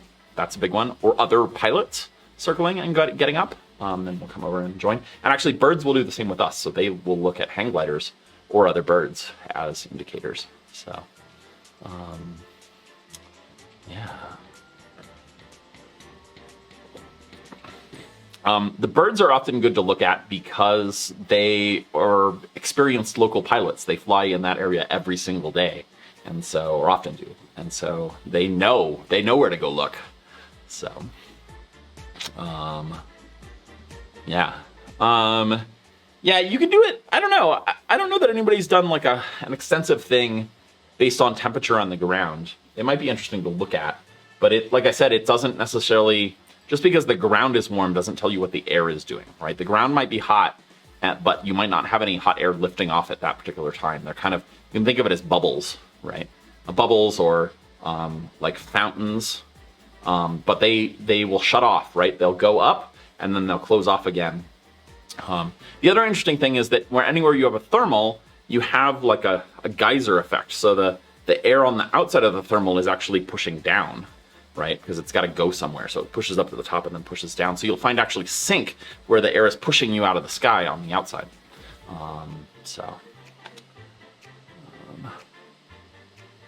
Yes, I think RC Test Flight is what I was watching, Scaberat. He had 1 or 2 videos where he configured he had a glider that had an electric prop on it for takeoff and landing, and anytime like he, fell out of a thermal and needed to get up high enough to find another one, kind of thing. So that seems like the right way to go. Barometric pressure you can use a little bit.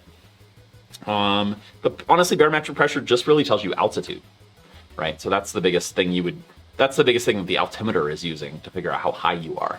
So really you're looking in changes in barometric pressure, but really what you're looking for is, are you going up or are you going down? So, yeah. Yeah, I know. I don't know what's going on with this thing. I don't know why it's stuck. Aircraft is powered on, connected to the computer.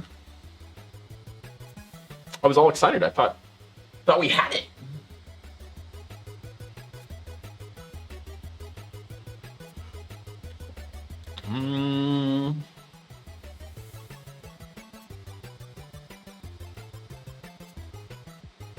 Let's see. Let's switch back to this scene.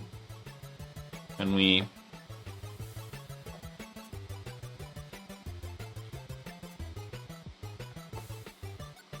This is not a 3D printed cup. This is a silicone cup that, it's not my favorite, but someone brought it down from the house for me.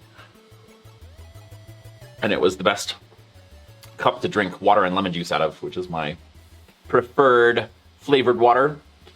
Preferred non-carbonated flavored water. A little bit of lemon juice in there. What am I doing? I was going to add the display capture here so we can watch how this is proceeding. Which I think the answer is not at all. Whoa. What's going on? I'm moving stuff everywhere. Hang on. I'm trying to make this thing small. There. And then I could hide OBS and you could all watch this, but yeah. There we go. Yeah, I think that's what's gonna happen. I don't know. I'm hoping that it's doing stuff. I guess we could look at like Task Manager. Is that a Windows thing?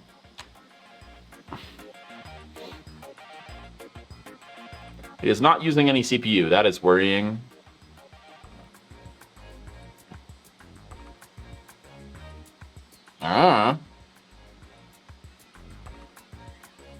Did it just grow in memory?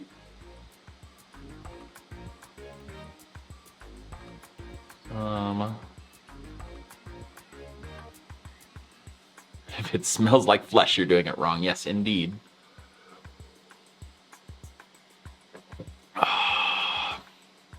Control Shift Escape. Yes, I vaguely remember that from my previous Windows days. Is it growing? 194.8.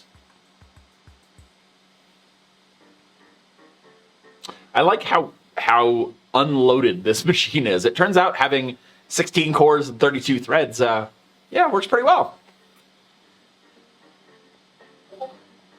I'll take it. I keep getting pinged in Discord. Someone trying to tell me something important?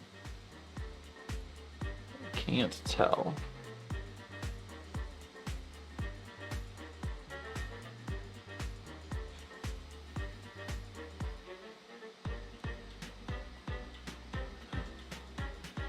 All right. Well, what do we do? It said it's supposed to take approximately 1 minute, and I feel like it's been substantially longer than 1 minute.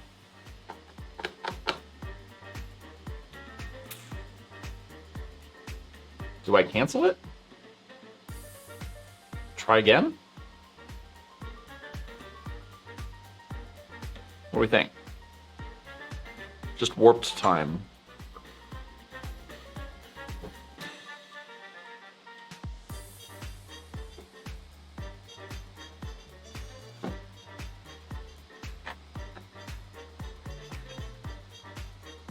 Yeah, it's my Discord coming through.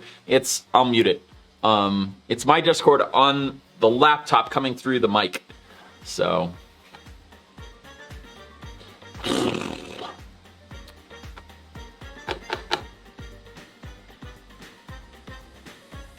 All right, I'm gonna actually watch the clock and give it 1 more minute, and then I think we're gonna try again, because I feel like this is not making for super entertaining viewing. Thought Thumbs, we are trying to calibrate the vision sensors on the drone after I crashed it and subsequently repaired it. So this is the repaired drone. It used to be a Mavic 2 Zoom, and it is now upgraded to a Mavic 2 Pro because I got a new camera for it. And it turns out you just have to swap the cameras, and then it's like, oh, I'm a pro now. So that's pretty awesome. I lost track of what I was watching for on the clock, but I don't know what to do. I don't know. No, we're calibrating vision sensors, so we're waiting for it to calculate calibration information, but it doesn't seem to be doing it. All right, I think it's definitely been over a minute.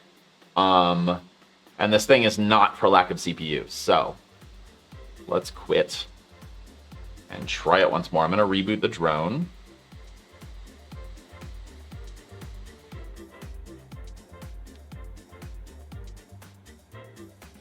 Yes, well, we're gonna try turning it on and off again. Lost prog. I was hoping to do iPhone USB-C stuff today, and I feel like we are very committed on getting the drone working. I am very committed anyway. Like, we're so close. The problem with these, like, I picked this up because I only had like an hour before lunch, and I didn't want to get into the thick of a big project, and now this has become the big project. All right, calibration. Calibrate. Let's try it again.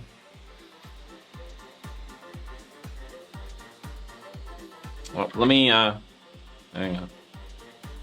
Let me switch to a more interesting view. All right, here we go.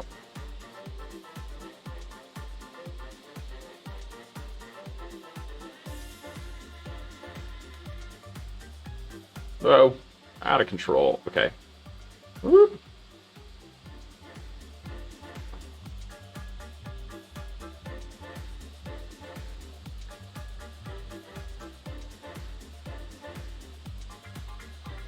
So I guess it's just doing data collection right now and it's not actually doing the calibration part yet. But the good thing to know is that it does look like all of the sensors are actually working, which I was worried about before.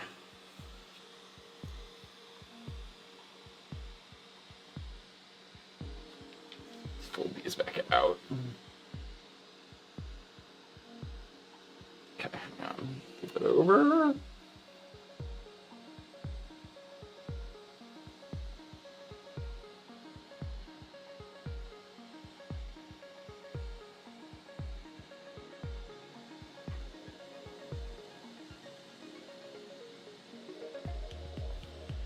Out a little.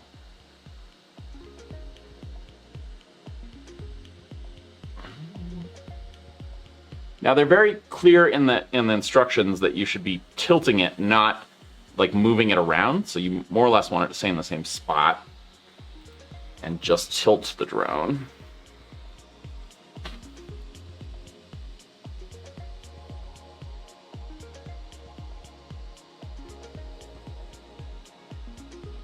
doing my best to do that, but I'm not sure I'm always keeping it perfect.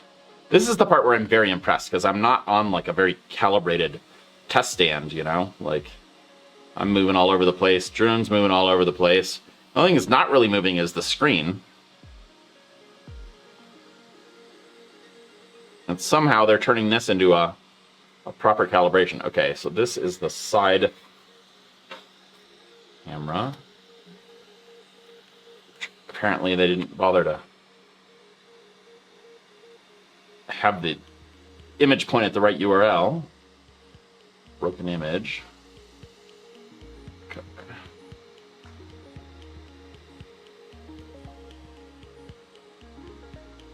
Okay. I think this is the other side.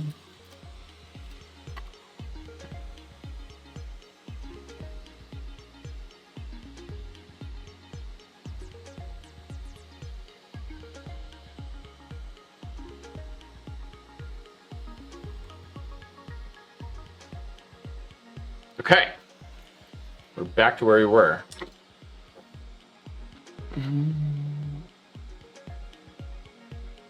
Yes, it is very much like the like Duck Hunt on the original Nintendo.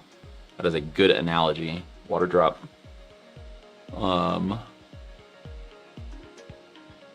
What the heck though? Why? Why? Why? Let's Google a thing. So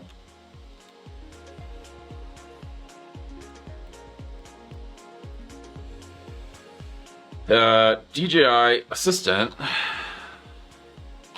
hanging. Let's see. Calibration hanging.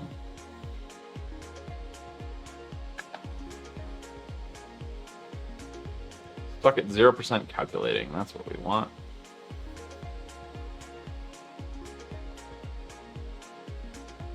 "14 inches or more." Yes, we definitely have that. Not a curved screen.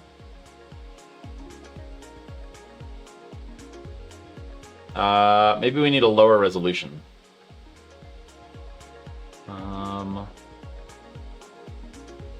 Let's try 1920 by 1080. I'm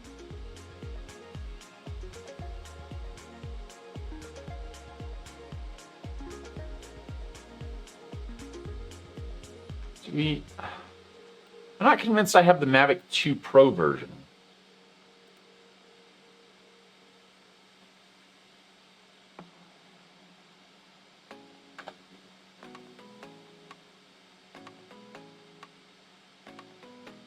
Correct version. I've got the Mavic version.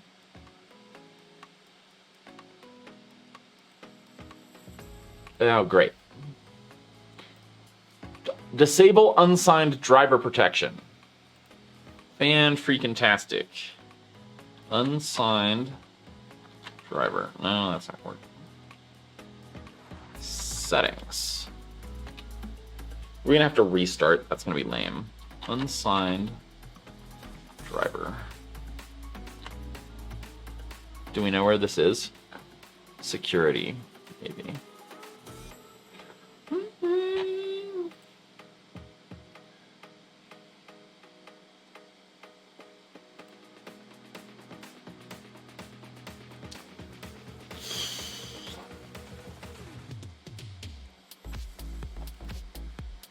Developer mode.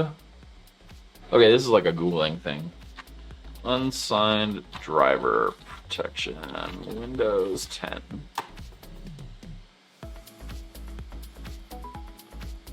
Seriously?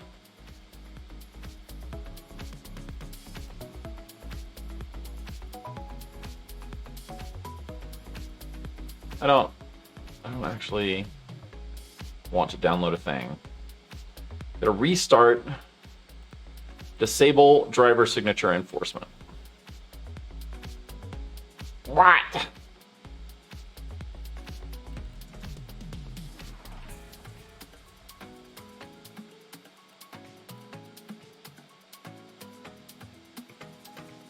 Seriously?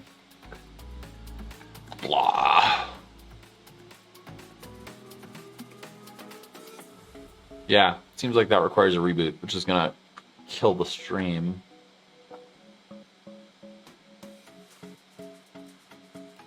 I'm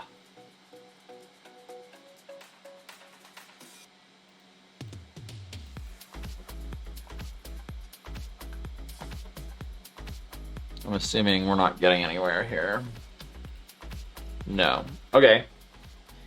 Will?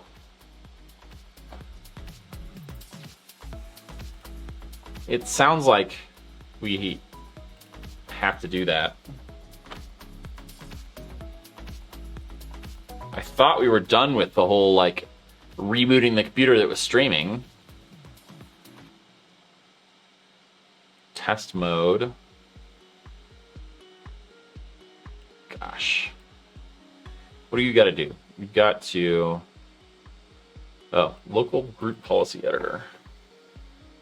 Ugh. Use Windows, they said. It'll be great, they said.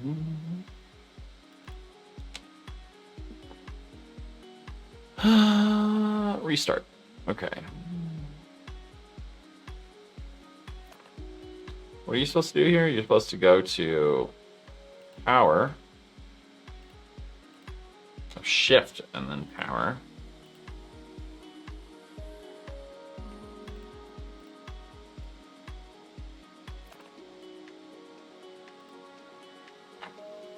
Right. All right. Computer restarts, you'll see a list of options. Press F7 to select disable driver signature enforcement. Good Lord.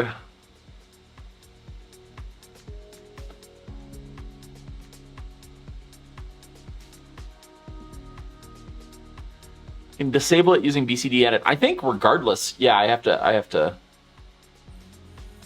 Oh, okay.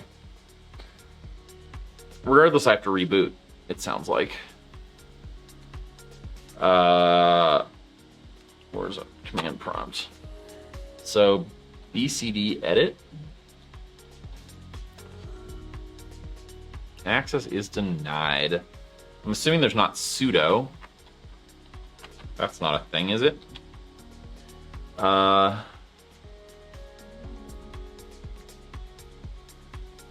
Need an admin prompt.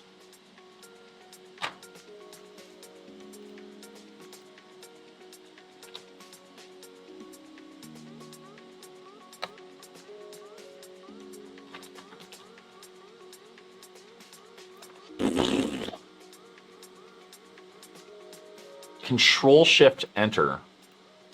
When I highlight this, Control Shift Enter.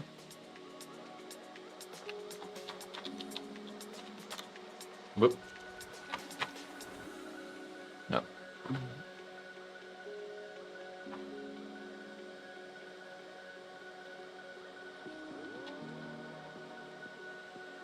That doesn't work. Oh, right click.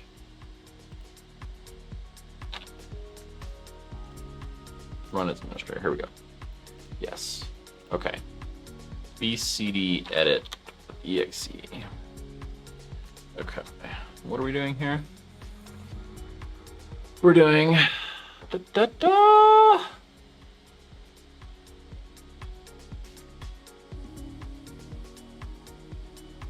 set no integrity checks.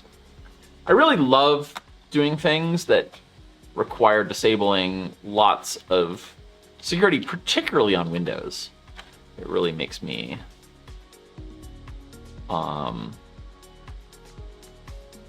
feel warm and fuzzy inside. No, that's not it.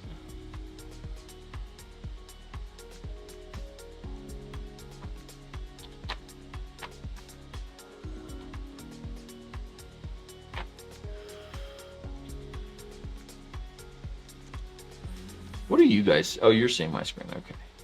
What are you guys seeing? I don't see anything around integrity checks. Am I missing it?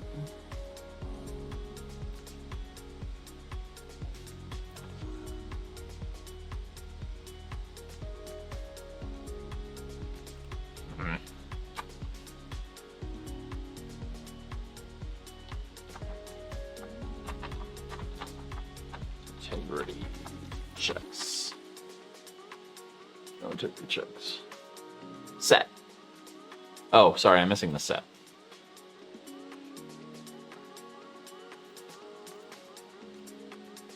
That's my bad. Set. Okay. Hooray!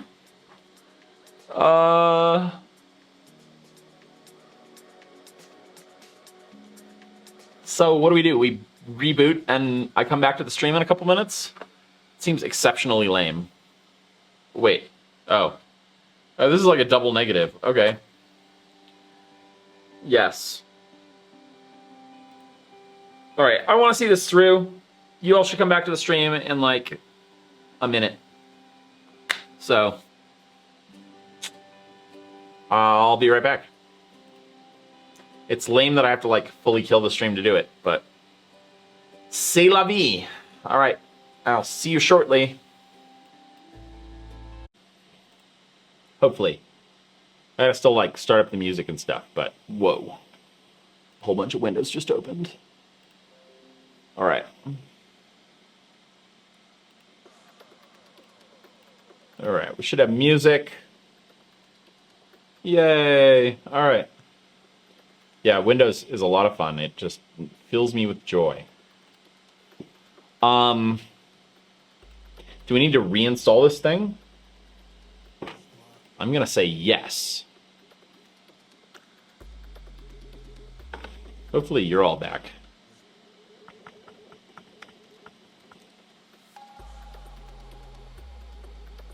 Give me like a thumbs up in the chat if you can see me and stuff. Right now it's showing 0 people in the stream, so that's awesome. Okay, you can see me. Sweet. Let's try installing this again for maximum driver awesomeness. Yes. Yes. Install. Do it. You'd think that a company like DJI would actually go to the bother of like signing their drivers and stuff, but on Mac you have to like type your root password in a terminal window. Like they run something as sudo. It's janky. Okay, that did a thing in a terminal window, which implies to me that maybe this will work. Okay. We have a drone. Let's try it once again. Once more into the breach. I'm getting tired of waving my drone around wildly. Okay, turn it to the left. Up, down, left, right, A, B, A, B. Oh, going too fast. Getting a little too cocky. Waving my drone around like a big dog. Alright. Now we back up. Do this with my eyes closed now.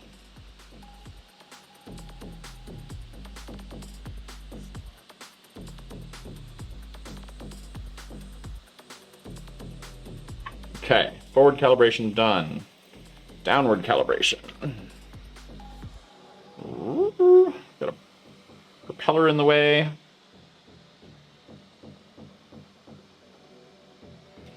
Upside down.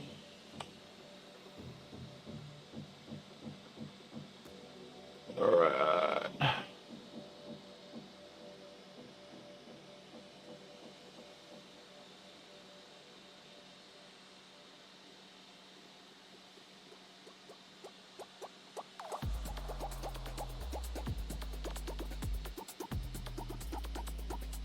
I think, my guess is, at least on this one, they're doing some parallax calibration.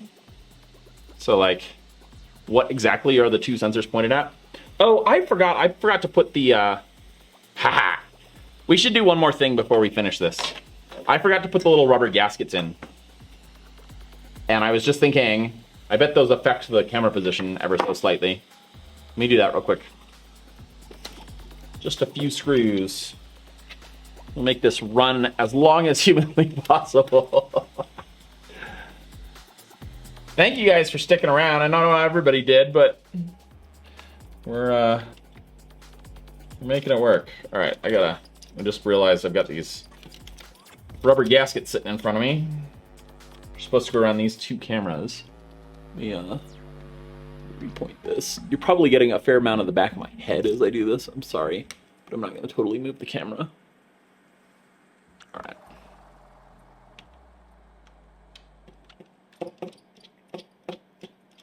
Just got to remove all these screws here, and we're good. Just put back. Put the gaskets on and put this back on. We're done. Take 2 minutes. I'd be so happy to never open this drone again. I've opened it so many times now. I mean, to be fair, I know it like the back of my hand now, but I think it's weird they put these screws under this slidey bit. I don't quite know why they did that. It's like an odd choice.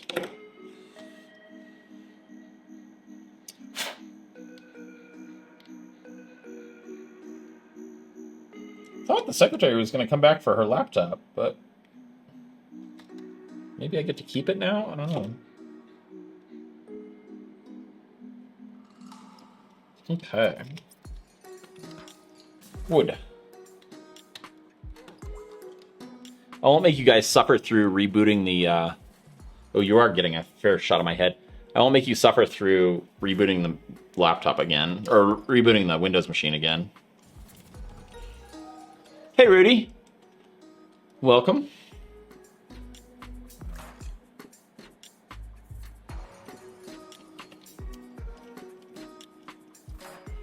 I think I have the version for the Pro. I can't, when I go to the website, it doesn't immediately say it's for Pro, but I went to the section for the downloads for Pro and downloaded what was there, so hopefully I've got the right version.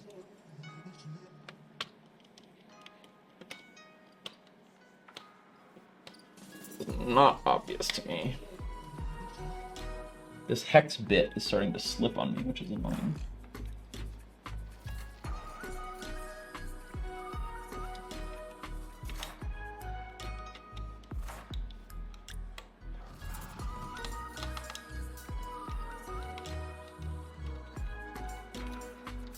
See if I can find a replacement. Hey Alexa, add a hex bit to my shopping list. I've put hex bit on your shopping list. I've got her doing all sorts of various tasks for me. This is my first time having a home assistant. And so she is doing various things like making sure that the soldering iron is off when I leave the shop. Soldering iron and the heater and the compressor. Various things like that, so it's nice.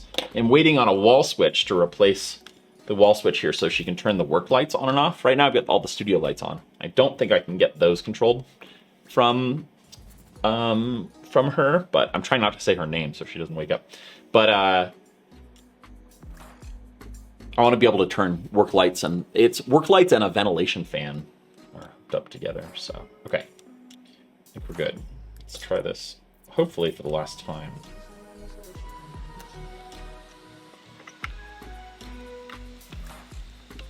All right, let's try it again. Oh, hang on one sec. Hang on.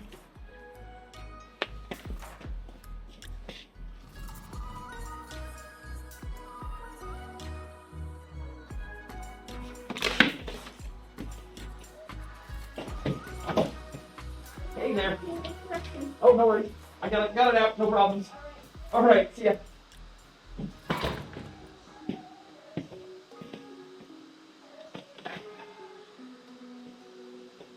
Laptop returned. Okay. Almost nobody comes by the shop normally. Today has been a large exception to that.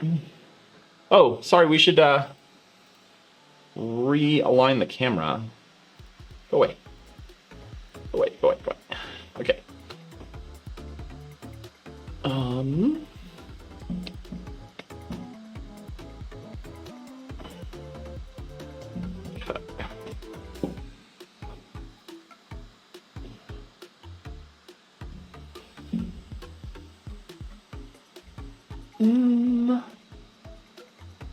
How's that? That's pretty good. All right, let's do a thing. Calibrate now.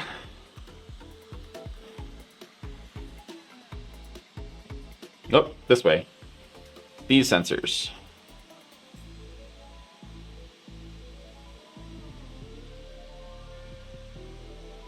I think that initial thing is just to get the drone like roughly at the right distance from the screen and more or less pointed at the screen in the right way.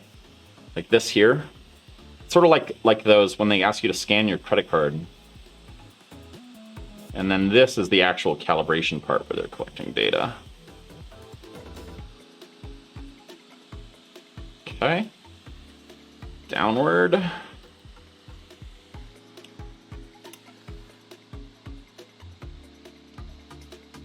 Okay, and I think it's got to be this way.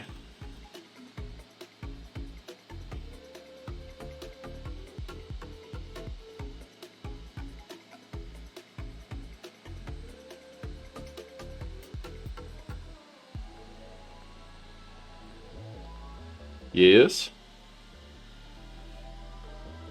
Unfortunately, it is now fully dark outside, so I don't think we'll be able to fly it today.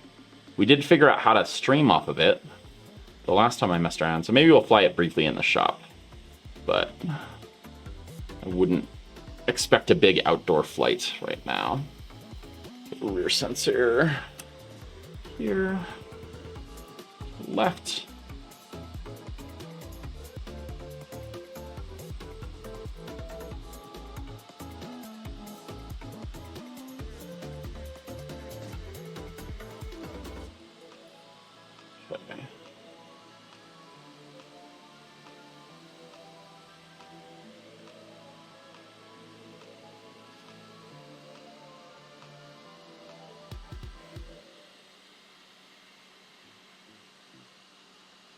Okay, now the mystery calibration.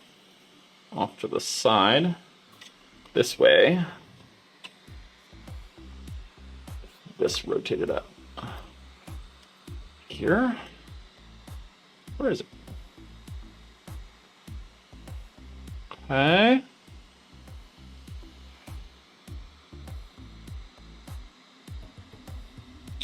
We are calibrating vision sensors on a Mavic 2 drone.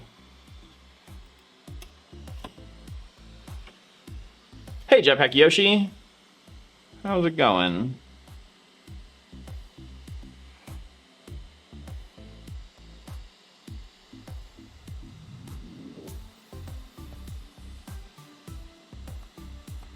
All right, work.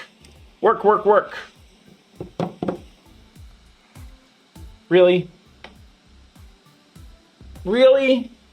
Really?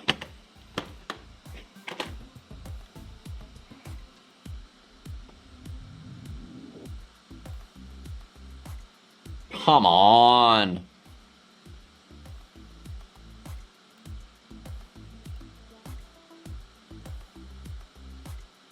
I don't think it's doing anything, guys.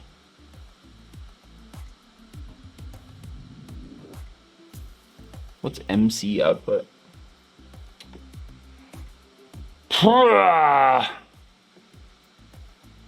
Yes, this is definitely turning into a now just install Windows thing. This is the type of thing that's really frustrating about hardware for me. Like,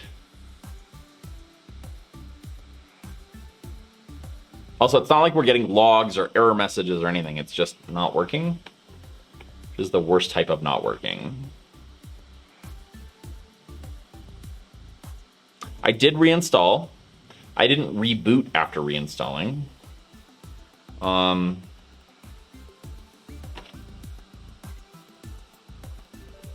Let's try something. What was it? BCD edit? BCD edit. Is there a get? There's set. There's delete. There's enum. I want to just show what it's currently set to. Ooh.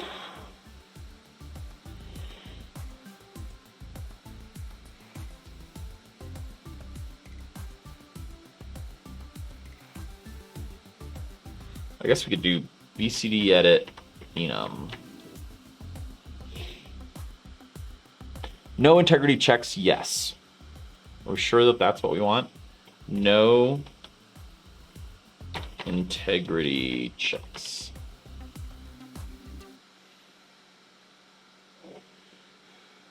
To disable driver signing, it's on. Okay.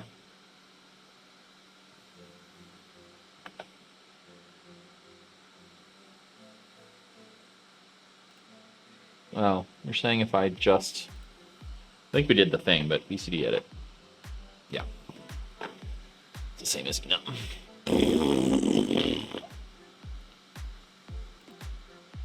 Nothing. Nothing.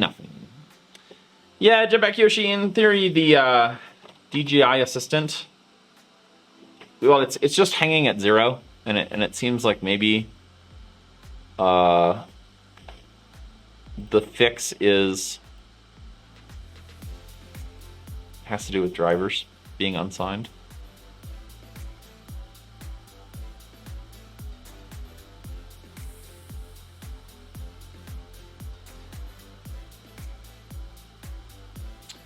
Setting the drone.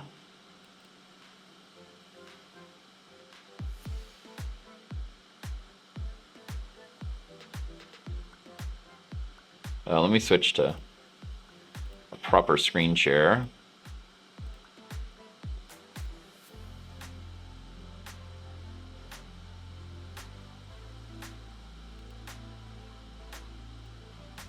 Oh, let's try 1920 by 1080.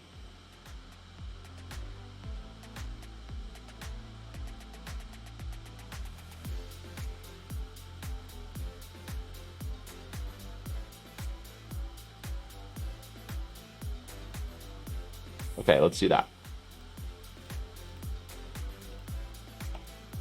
I really love reconfiguring the machine that I'm streaming off of. That's super fun. Not.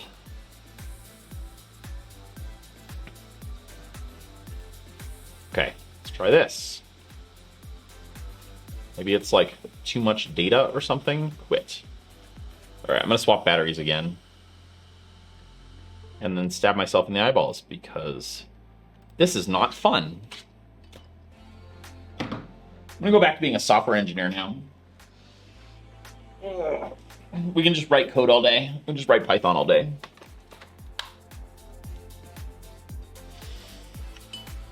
Okay.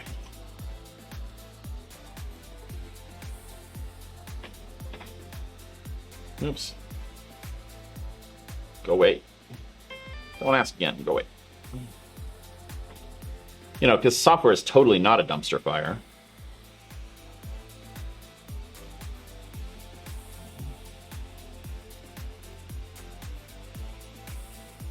All right. Calibration. Next. Okay. 90 degrees.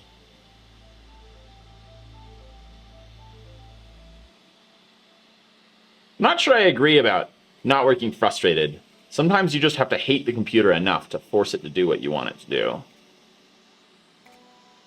Sometimes it is just a battle of wills.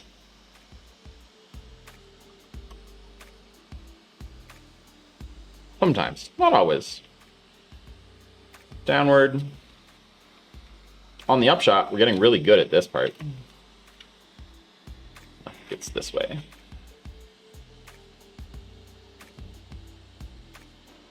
Oh, you guys aren't seeing what I'm seeing. Sorry. We finish this, and then you can watch too. I ordered a small 7-inch screen to use as a camera picker. I'm still gonna build a full streaming deck, but I thought it would be cool. It's a touch screen too. I'm quite excited about that. That should come later this week, I think. And then I can easily see at a glance on a completely separate screen what camera is showing, and then just tap on the one that I want.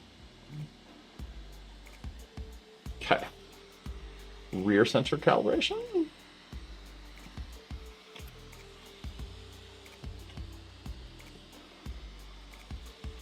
Left by 90, my other left.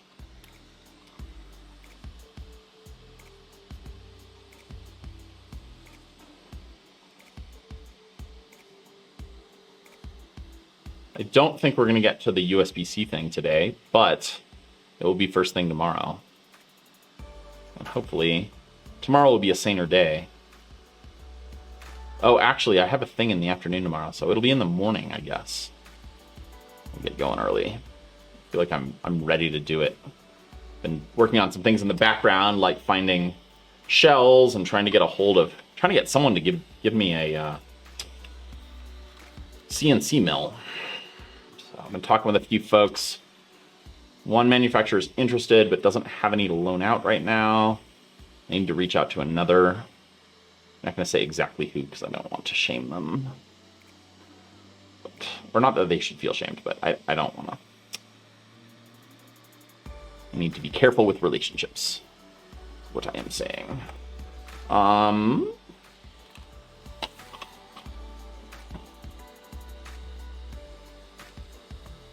Why is this one here?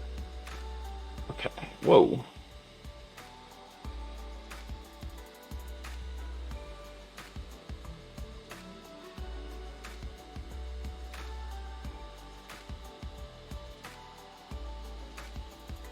This better work this time.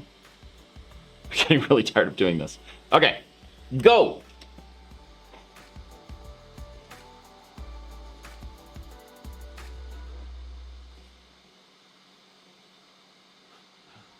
Yeah, do a DJI Assistant speed run.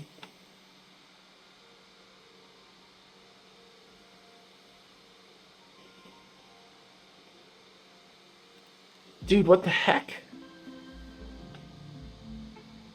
What the heck?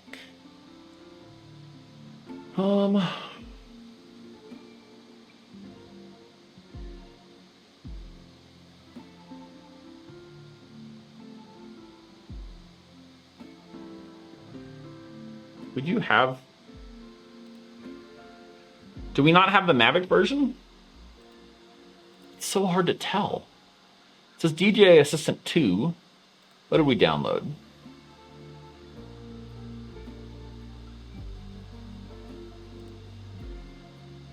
Is this not the Mavic version? If that's the problem, then they are doing a bad job enforcing their calibration software. Oh my gosh. Okay, let's try again. DJI Assistant 2 for Mavic.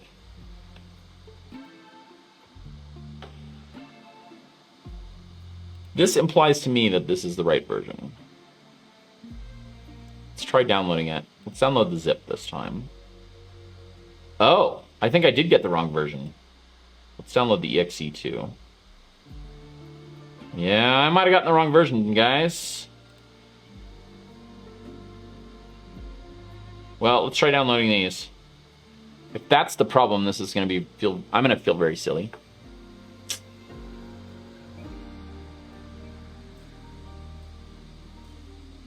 Okay, let's open this. Well, let's do the exe since it's already downloaded. Okay, this says for Mavic.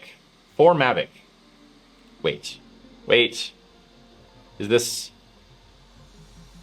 DJI? Okay, let's uninstall it first. Just exit setup, yes. Close, yes. Let's uninstall it, because apparently that's a thing we can do. Uninstall. Yes. Yes. Okay, awesome. Okay, let's try the one for Mavic, which is what I thought I was doing all along. Don't you think if your software didn't work with a particular model of your product, that you would identify the model of product and say, this software doesn't work with this product? That's what I would do. But, you know, I'm just a lowly, you know, software developer turned video maker. What do I know? Not like I'm in charge of anything. I just get to complain from the sidelines. Ha ha ha! We have to restart again. Ha! Sorry! Okay, I will be back. I will be back.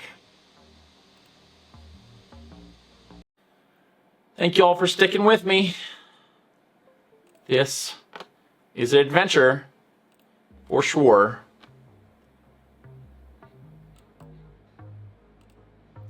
All right, just firing things back up.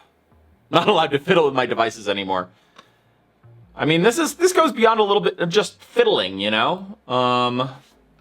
We're doing repair work, so I'm just tired of having to mess with the machine that I'm streaming off of. The whole point of having this Windows machine was to not mess with it, but since the calibration didn't work on the Mac, here we are. All right, DJI Assistant 2 for Mavic. I think this will work better.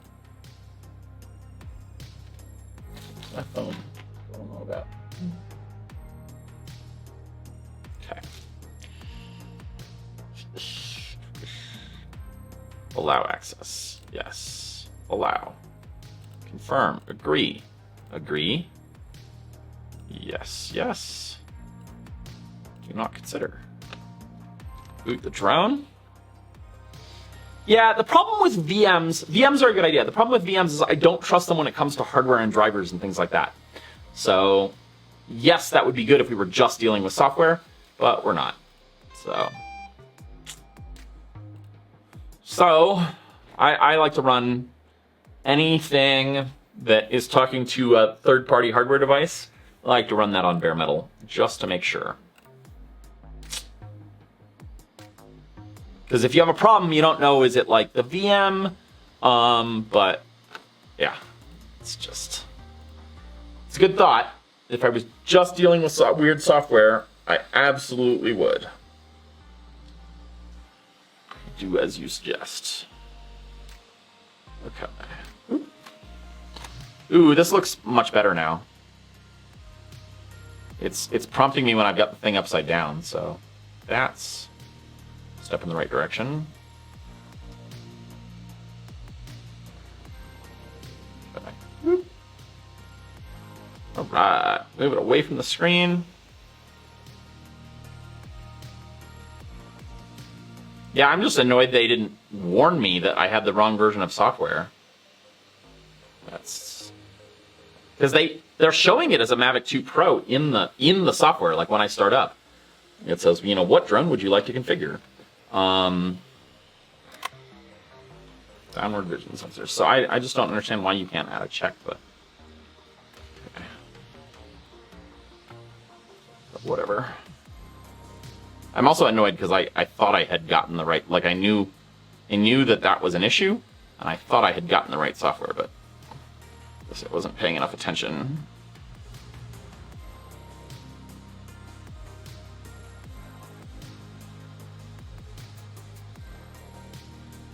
I'm definitely getting faster at this, but my arm is getting tired from holding the drone up. All right, rear vision sensor. Left. I think it's interesting they have you hold it at an angle. I don't know why that is. Maybe it's because their cameras are not square, and so they want to try and match the aspect ratio of the screen. Their cameras are set to see things vertically rather than side to side, which would make sense because if you make them wider, they just end up seeing props, I bet. Mm-hmm. Okay. Aha! Now we have the right image here. I have folded the rear propeller arms. Yes. Okay, the other one. I have high hopes this is going to work.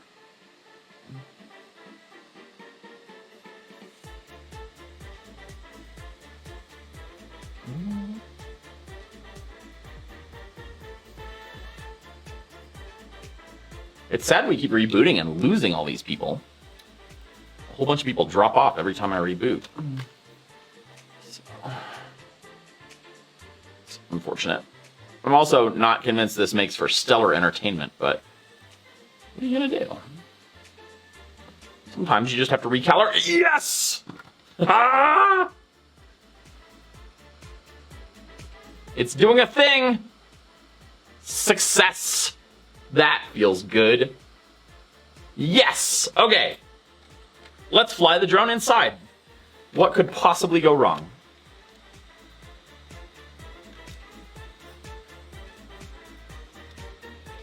Alright. Woohoo! 4 minutes, a new record. Alright. Oh, viewer count just has a lot of lag, yeah. It's really annoying. I like to know how many people are watching. Gives me some sense of whether I'm doing the right thing or the wrong thing. And, you know, whether I'm being boring or not. And, I often have no idea. Believe it or not, I am a fairly numbers-driven guy when it comes to making content. Because that's what you need to be, at least on YouTube. And, it's been hard to do that on Twitch so far. A little bit of feedback here and there, but I'm mostly just taking feedback based on chat, so. There's a slight echo. Oh. Let's see what's going on. Alright, well, let me switch. Oh. Just get rid of the echo. Testing. Is that better? Let me know if the echo is gone. Yes, okay. I have been playing with... Yeah, I don't know. The audio works so much better on the Mac. I know there are people going to be offended by that, but what I am doing is I have 2 different audio sources from the same device, one of which has noise suppression on it. You can tell there's almost no background noise right now. You probably can't hear the drone fan. And then I've been mixing in the same signal with no noise suppression at a lower level. So we get some background noise, but I'm just dropping it down. And that worked really well on the Mac, and it does not seem to be working so well on the Windows machine in a variety of ways, which is frustrating. Okay. So this is where I'm at now. This is all like very bright now. Let's go.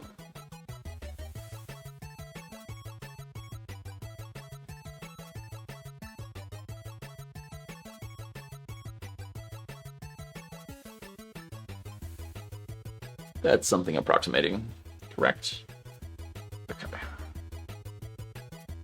Go fly. This is exciting. This is looking like it might actually be happy.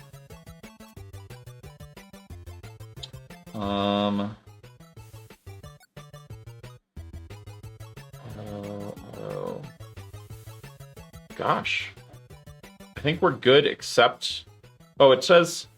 It wants me to calibrate again, but... Maybe we just need to fly? So we did calibrate. Yeah, I should play with the RTX voice. I have an NVIDIA CPU, so... Okay, let's try it. Drone over here. I'm gonna switch to a different scene. All right, let's try it.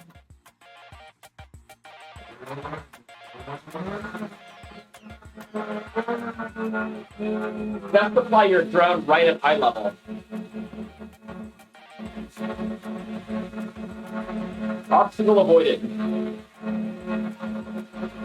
It's very pissed off at how close the wall is.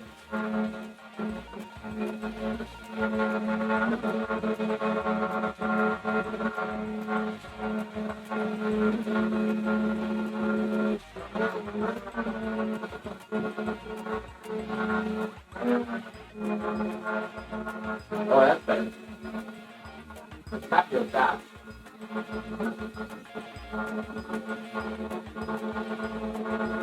Yeah, it doesn't want to move in any direction now.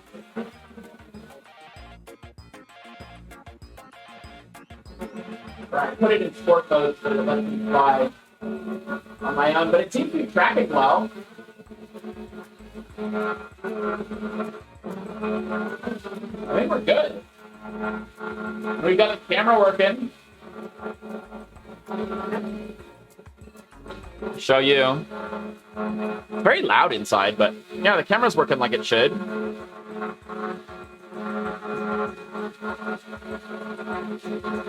Pan and tilt around.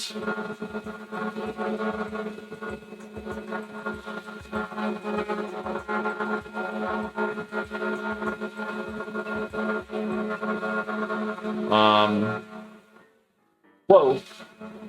I have no collision avoidance turned on right now. There we go. There's... Oh, we don't have a zoom anymore. There's yours truly. We do have an aperture, so that's exciting. We can... the aperture priority, that's exciting. Oh, and full manual mode, that's very exciting.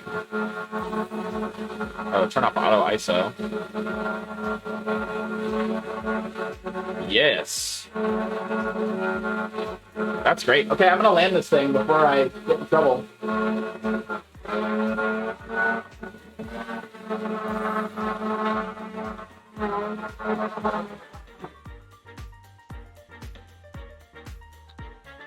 Sweet!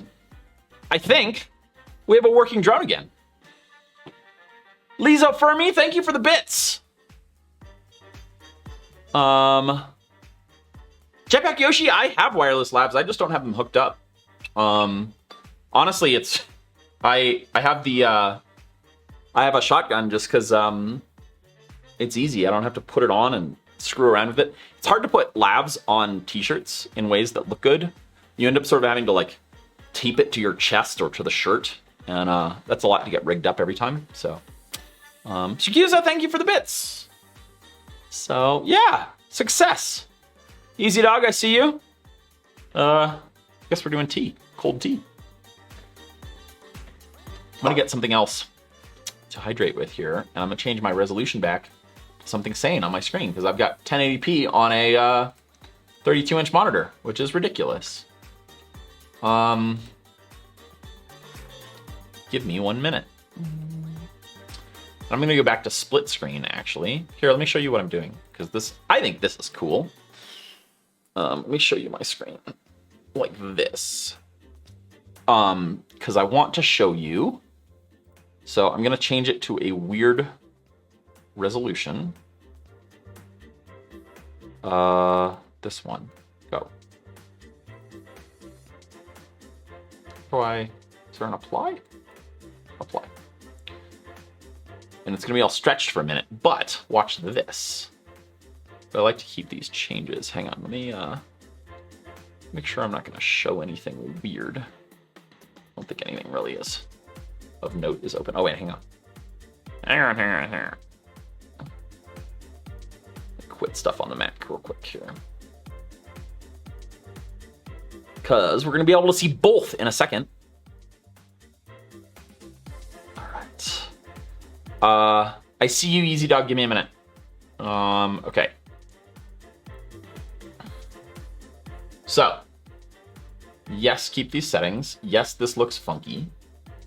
I wish there was a more streamlined way to do this, but check this out. Picture in picture, or picture by picture. And then we're gonna switch, we're gonna switch one of them to be, we're gonna switch the left one to be Thunderbolt. And now, plug this and plug in the laptop. Oops, it wasn't plugged in, hang on.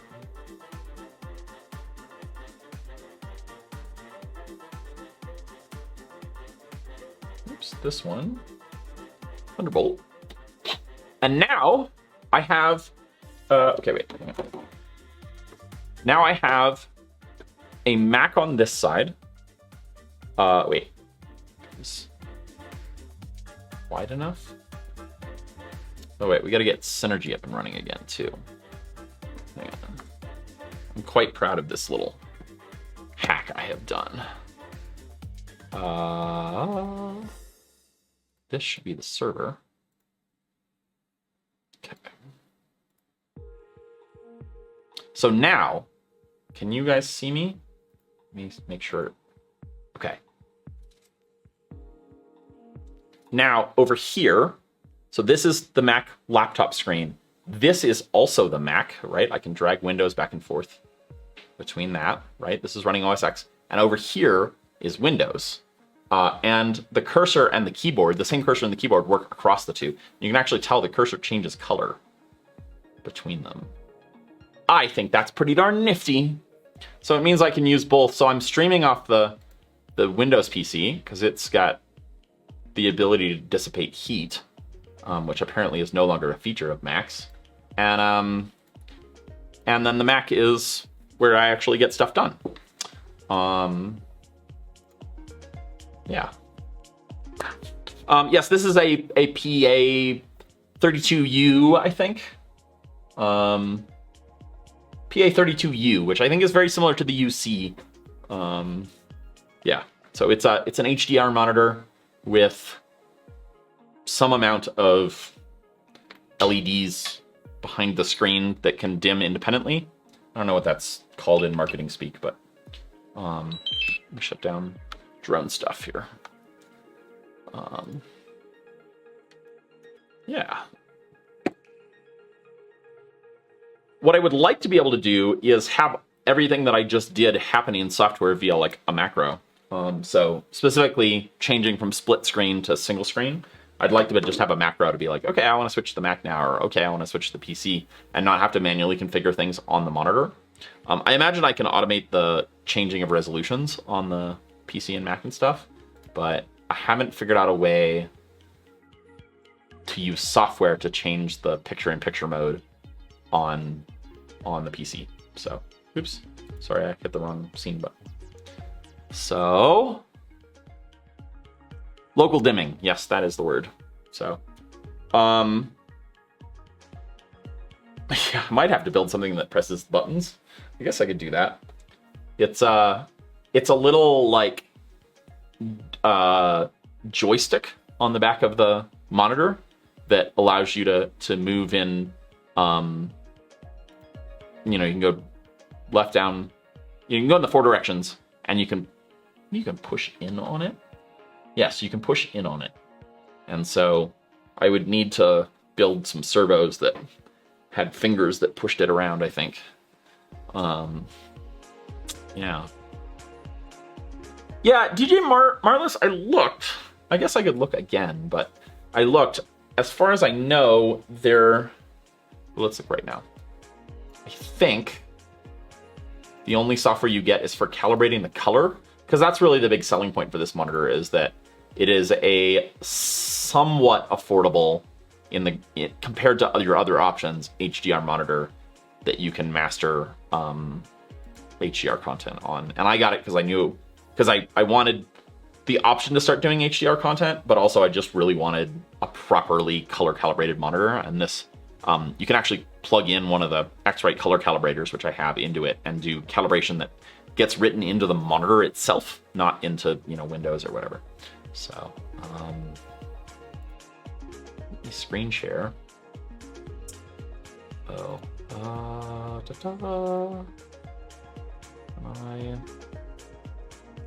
guess, I don't know. Anyway, you were having problems screen sharing off the Mac, so I guess that's not an option right now, but so you'll have to deal with this weird shaped screen. Maybe let's do something about that. Let's at least we can do something about this. Hang on. Let's crop it.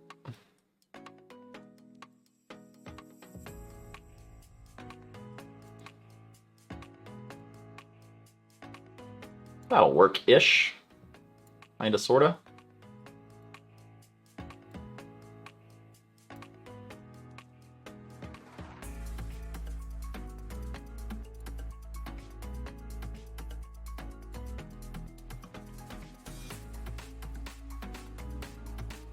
I'm trying to get the whole thing on the screen, but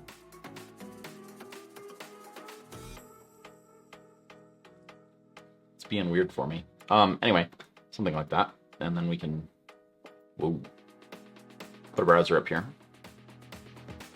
Okay. Oh, sheesh.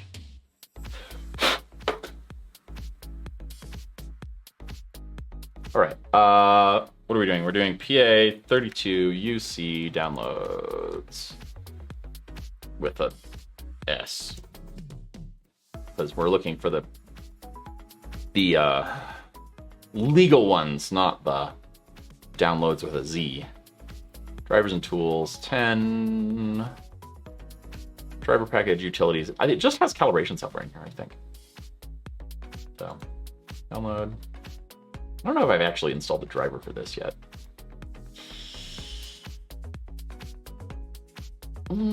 Sorry, this is like a huge deviation into what the heck, but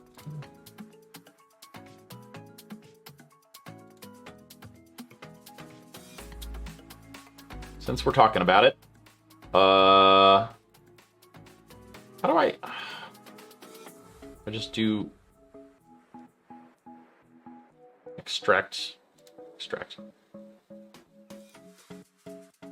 Wow.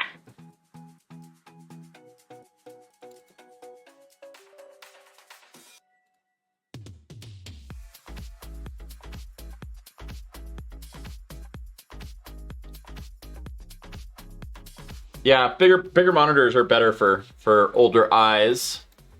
My eyes are definitely getting worse. I've never really had glasses, but I might need to get evaluated for glasses. People are saying I'm squinting in my streams. Okay, basis. Yeah, I don't think this is gonna do a thing, but Jenna Tools, cheers. Thank you for the hydration reminder. What happened? What? Whoa. Oh, here, it's down, sitting down over here. Nope. Not that. Oh, here. My mouse is being weird. Okay. See? I don't think this does anything. Interesting. What is this? Is this the NVIDIA thing? Yes.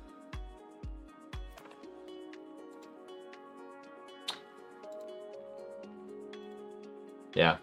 I think experiencing an entire new world of color is exciting, but not really what I want. One of the interesting things about the calibration, I don't know if you guys can see this, but one of the interesting things is it makes you wait 30 minutes for the monitor to warm up before you do it, which I thought was cool. Let's install the drivers. I don't think that's going to do anything either, but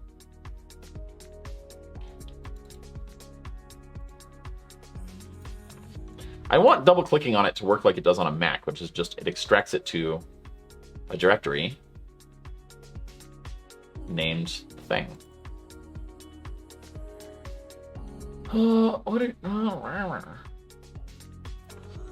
Just double click on this. Nope. Install. Sure. What's this? Security catalog. Okay. Oh. Install profile. Oh. Cool. Hey, Nosh. Glad to have you here. Yeah. I think I would be okay with contacts. I'm not excited to wear glasses. I don't like wearing sunglasses as is. I don't like having different vision out of the side of my vision as out of the front. Oh, Yeezy Dog, thank you for the bits. Glad you like the monitor, but I forgot to answer your previous question, was what do I need to think of the new AirPods Max? I'll be honest, I haven't looked in depth at them. They obviously look fancy. I don't know, let's go look at them. Am I still showing the right thing? Sort of. sometimes. So let's quickly look at it because I haven't really looked at it much. I mean, they obviously, yeah, it's a cool look. Noise cancellation, I mean, that's the biggest feature for me, and I can't imagine that their noise cancellation is as good as the AirPod Pros are, which I love. But they probably sound bassier, and yeah, they're probably an awesome sound. I would be very surprised if they are not stellar in how they sound. I mean, they're very designery. Yeah, they have cool buttons. They have a few colors. Sure.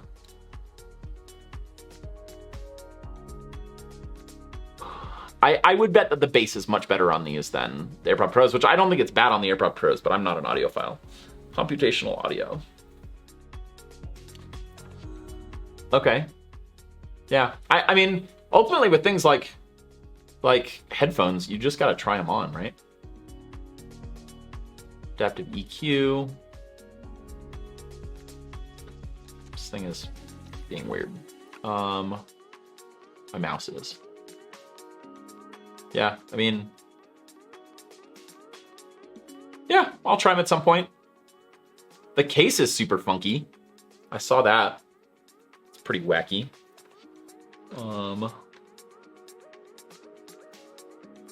Yeah. So I don't know. Like, they look like very nice over-ear headphones, but without trying them on, I don't know. It's hard to say much. They're not cheap. They're what, $550? Something like that. That's pretty spicy. Pretty spicy for headphones. Woo. Oh, that's pretty cool. There's no cable between either ear cup. Doesn't really surprise me given the work they've done to make that work on AirPods though. So, I mean, I wouldn't do that either if I were them. Like, it's another thing to break, and if you've already got the tech to do it, why screw around with it? Yeah, Nosh, I'm sure there'll be third-party hard cases too. So,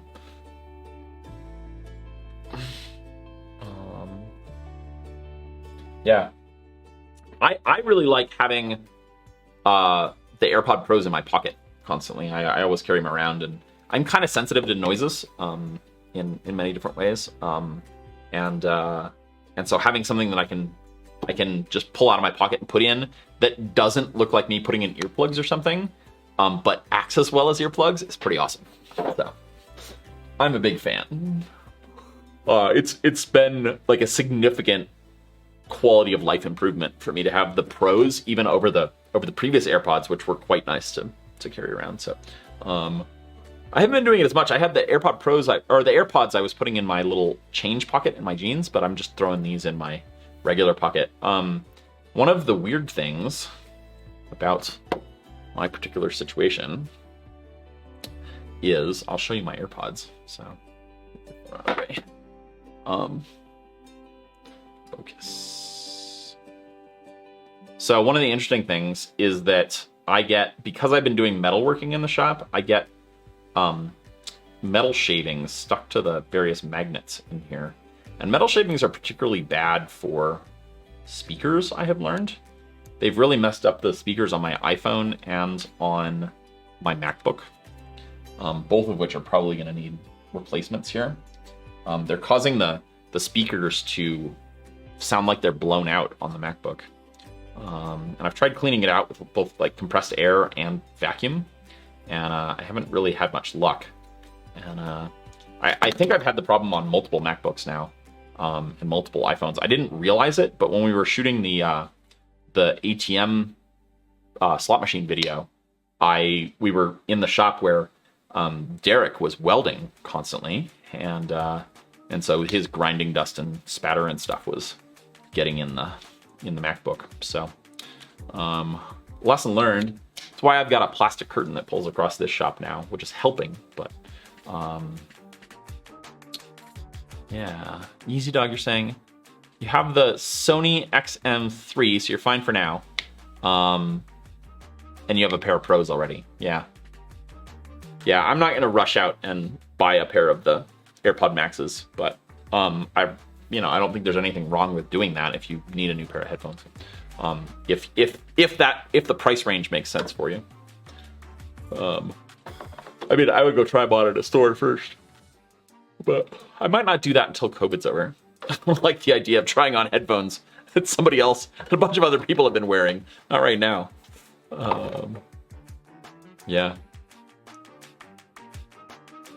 Yeah, dust has been an issue for this too. The soil here is very much clay, and so it's really, really fine dust. If I track in mud and then it gets powderized and gets up into the air, then it gets into the MacBook, and sometimes when the fans fire up, it blows dust up on the screen. There's a little bit up on the screen right now. So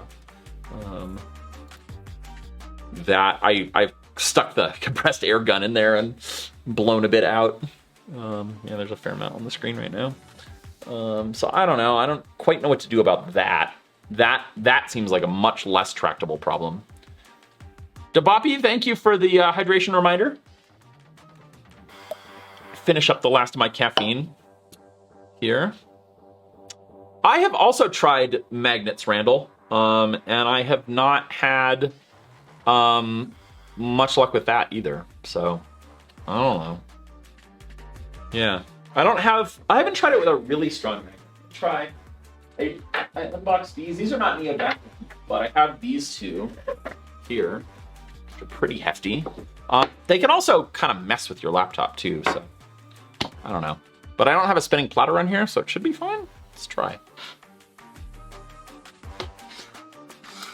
Try not to scratch the laptop too much. Let's see. I put a ball head on this upper camera finally, so it's easier to repoint, which is amazing. Not really getting much out. These speaker grills are so small though; they're like laser drilled, and really don't pull much out. Let's see. Let's not fire up Spotify because I don't want to get dinged by the DMCA police. Oh, hang on. Got to type a password.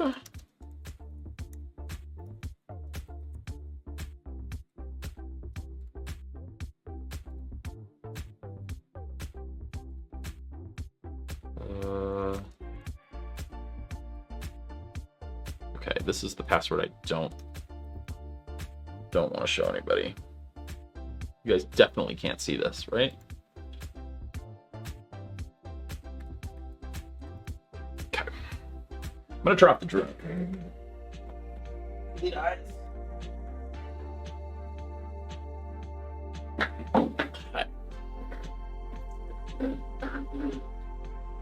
What are we doing? Epidemic. So I use LastPass for everything. They have sponsored videos in the past, and just to disclose, but I used them long before I was even on YouTube, and using a password manager, whether it's LastPass or something else, I like LastPass, but regardless of what you use, it's a game changer. It means that everything can have a different password, which is so much better.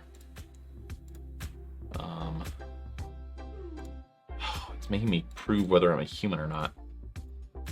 Okay, here we go. So let's play something out of the speakers, and we'll see. Okay, here. Oh, this might be better. Let's see, let me play something with vocals in it. It's not all frequencies that do it. I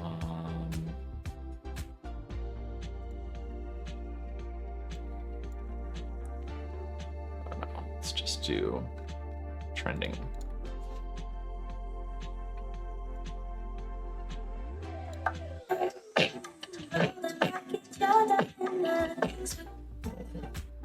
Still sounds like crap.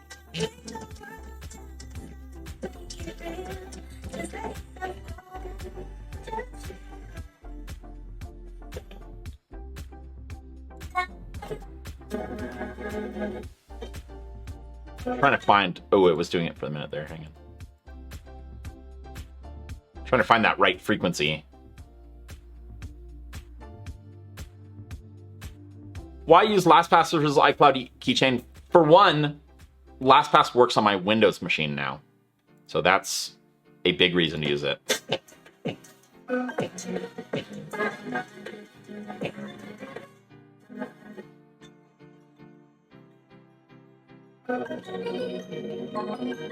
Yeah, hear that crackle? It might be a little bit better, but... See. I want to find, like... Let's look at genres. Let's look at, like... something acoustic. There you go. Hear that crackle?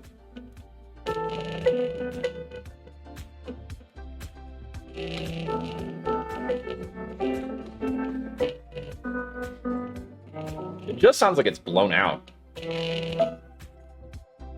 Oh, and that's even... I bet it's panned to one side. Watch this. The other speaker's even worse. But this is just the left speaker only. The right one was the one that was still, like, somewhat intact. And now they're both bad, so... I don't know. I mean, the thing's under Apple Care Plus, so I'm just going to take it back and have them swap it. And it sounds like they will.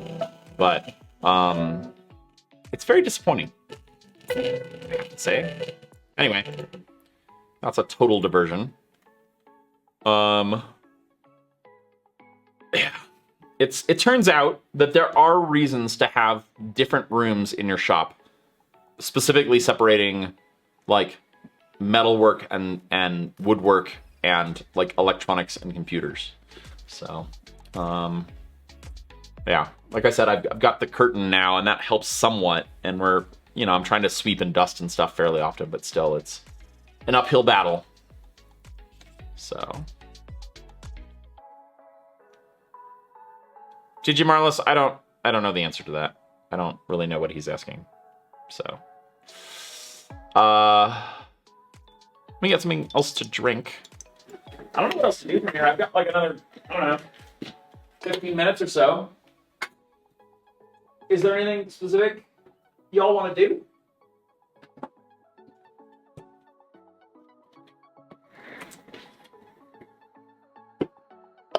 Debapi, I can't remember if I said it, but thanks for the hydration reminder. Humidity sensor is a good idea, Jetpack Yoshi. I need to get, it's actually a good reminder. Alexa, add a humidity sensor to my shopping list. I've added humidity sensor to your shopping list. I hope I'm all set. I hope I'm adding it to your shopping lists too. Alexa, add a carbon monoxide detector to my shopping list. Ooh, we could totally brainstorm ideas. Carbon monoxide detector on your shopping list. Okay, I think it was already on there.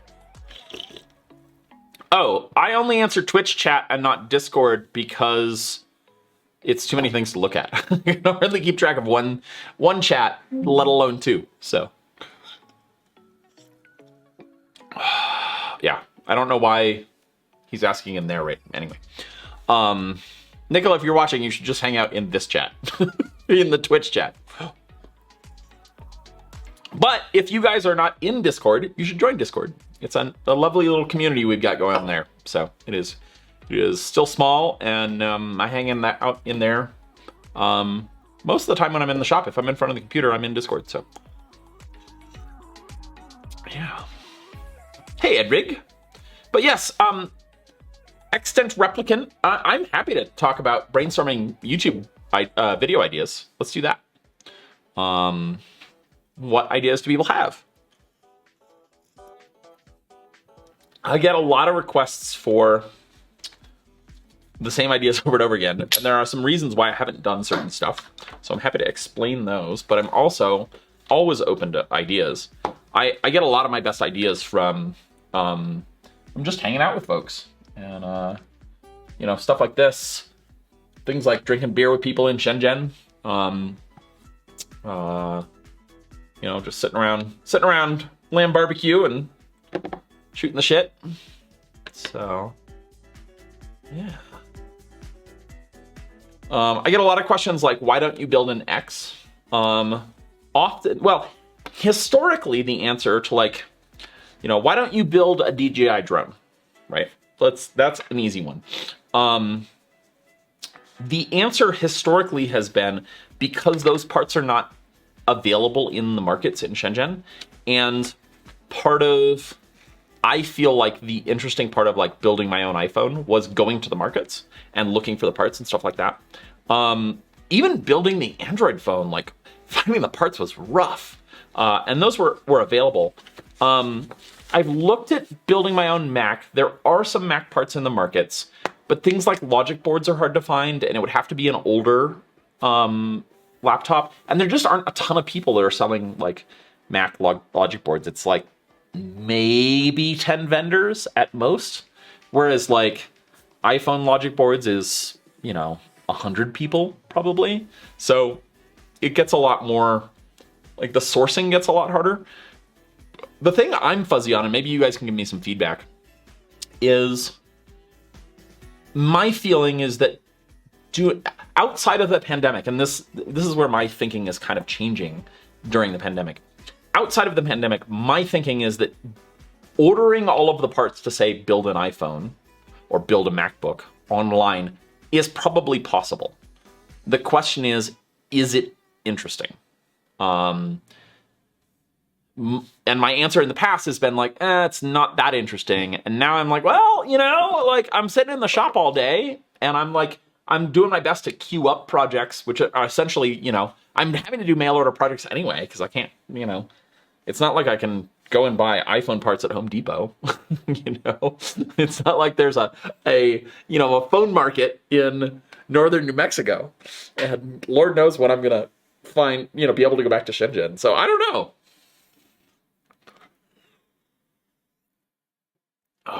Put an M1 in a Windows laptop. Yeah, that stuff gets... Yeah, I get a lot of requests for that kind of thing too. Put an X in a Y, you know? You did a headphone jack, why can't you put an X in a Y? And the answer is just like some stuff's way harder than others. And Nosh, I know you're an engineer, but I often get people asking, and I think you're giving me a hard time, but often people ask for things where I was like, I don't even know where I would start with that. Like, that sounds so much ridiculously harder than anything I have done that I think, you know, it would be so time prohibitive to even think about doing that it would be not worth it. Like, it would take me years kind of thing. A lot of people say, oh, why don't you take this chip from, you know, pick your part, right? Why don't you take a camera from an iPhone 11 Max or an iPhone 12, you know, Pro Max and put it in an iPhone SE? And the answer is like, well, cameras would have very different pinouts. So the connector, you know, it's not like you could just plug it into the connector. And even if you could, there's not going to be the software support there probably. There might not be the processor support, like the processor might not be fast enough. And because iPhone is such a closed ecosystem, it's just going to be like a freaking uphill battle, right? And you're probably just going to run into a brick wall of like, okay, it doesn't work, and I don't have access to the code to change settings and things like that. So, so then you end up in situations where you're like, okay, well, I could maybe design a piece of hardware that sits in between the two, that like intermediates between the two. But with something like a camera, you're not gonna, I mean, yeah, you're not gonna get that to work. I've thought about it more heavily on the end of like things like displays, screens. You know, swapping, so you could do things like, I don't know, like make an iPhone look like an Android. And so essentially build an iPhone in an Android shell, but then you'd have to use an Android screen probably. And so then you get into like, well, maybe you could make something that converts the display signal from the Android to the iPhone. That sounds ridiculously hard. It sounds possible, but ridiculously hard. So let me read. Sorry, I'm talking and not looking at chat.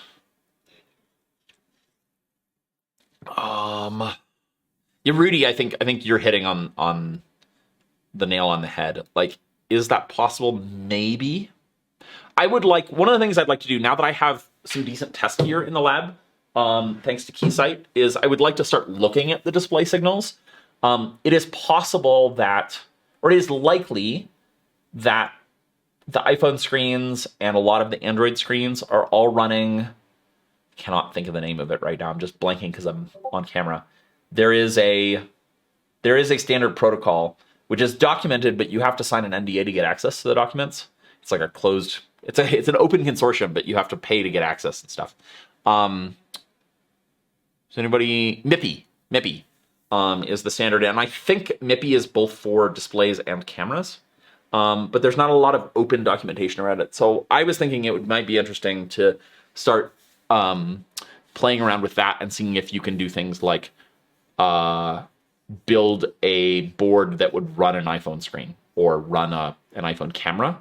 And if you could do that, then that's kind of the first step in figuring out how would you basically build an adapter to run an iPhone screen on an Android or vice versa. So, yeah.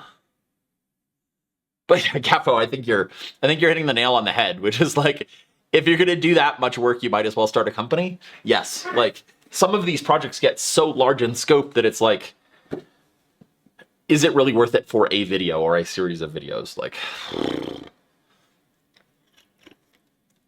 I'm really glad you like the ATM slot machine project, PPLT. I don't quite know why it didn't get more visibility on YouTube. I wonder if just the ATM and the slot machine part of it turned people off. That's the only thing I can think of, is like people thought, oh, it's like me playing a slot machine or something. I don't know. I don't know why that didn't hit.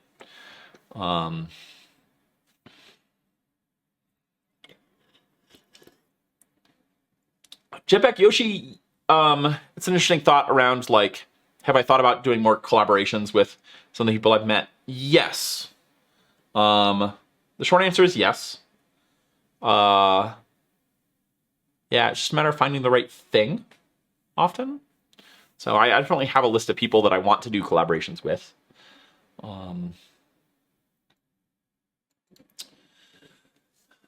Nosh, yeah, the modular phone thing is interesting. I'm a little sad that project didn't make it to full fruition. I have opinions about it. My opinion about modular phones is that, so at the end of the day, my opinion is that what is really actually important to people, despite what they tell you, is they want a phone that is a certain size, so that it fits in their pocket or their hand or whatever.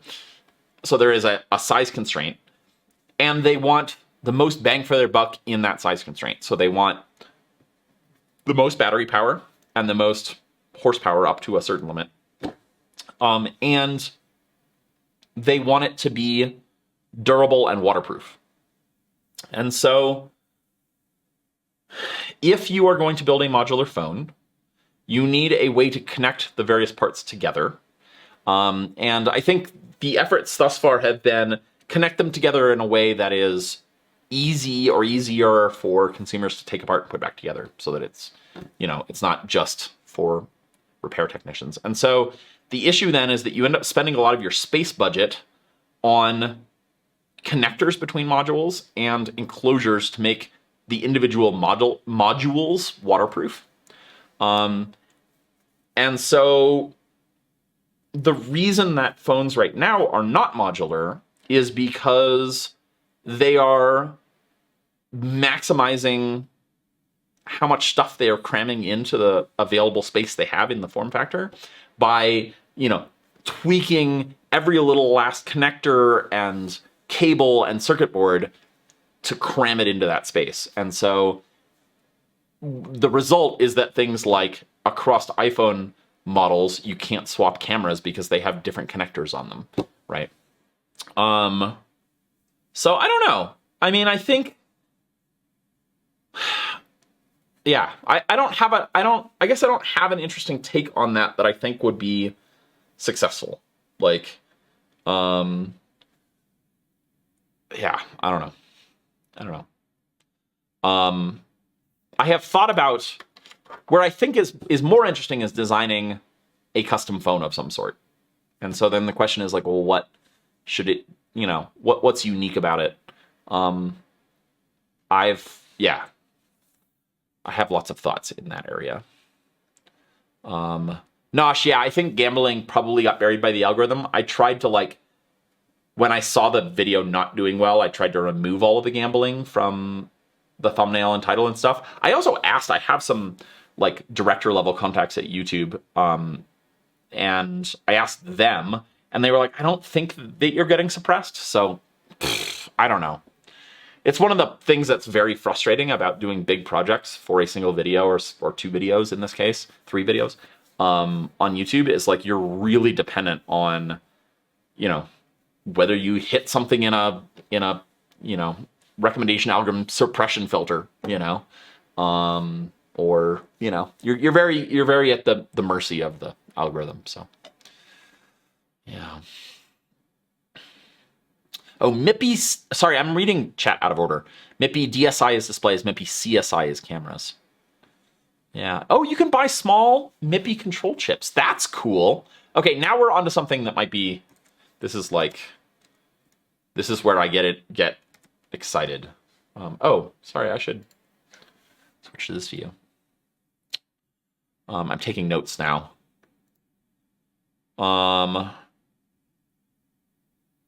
Yeah, hey, Timon. Glad you joined. Timon, did you end up streaming? I missed it if you did. It's been a crazy afternoon. Hey, Welches. Welcome. Let me try and catch up on chat here. Yes, I have been only streaming for a couple weeks. A few weeks. Nosh, I'm assuming you mean a doomed project, not a domed project. But yeah, I mean, I certainly like could build a modular phone. It'd be a lot of work, and it's I don't know. A lot of this is like a lot of brainstorming. I don't know. A lot of figuring out what ideas I end up doing for videos is a filtering process, right? So we don't necessarily need to do the filtering now, but there are always going to be more ideas than time to do them, and I get nervous about bigger projects because it is a large commitment of resources. So, yeah. Shane Door 90, great to have you here. Yeah, it's been really nice and mellow and cozy in here so far, and hopefully we'll keep it that way as things grow. Let's look at what Jetpack Yoshi has here. Oh, let me see if I can paste this over to the other machine. I can't do screen sharing from the Mac right now, super annoyingly. Let's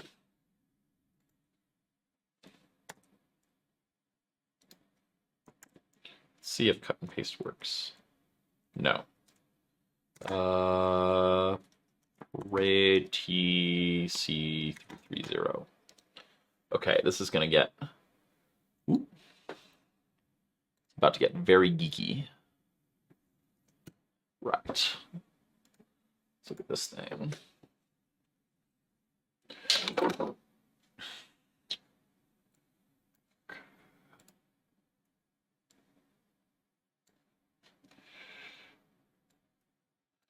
So, oh, this is cool. This is filling the gap that I had on like how the heck do you do this stuff? So this is the driver chip for doing MIPI to the controller. So it sits in between your CPU and your screen. The question I have is how much, like, do you need the data sheet to know how to configure the display? Or is it like standard enough that you can get something working? Or can you sniff enough of the control logic to figure it out if you have something that works? Yeah.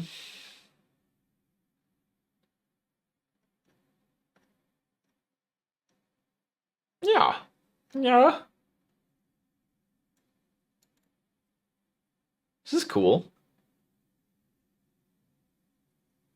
Yeah, it would be very cool to get an iPhone screen running on something else.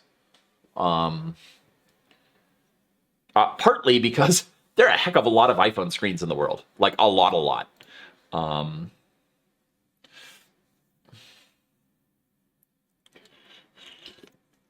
Okay, I trust Timon's opinion. Without a datasheet, you're lost.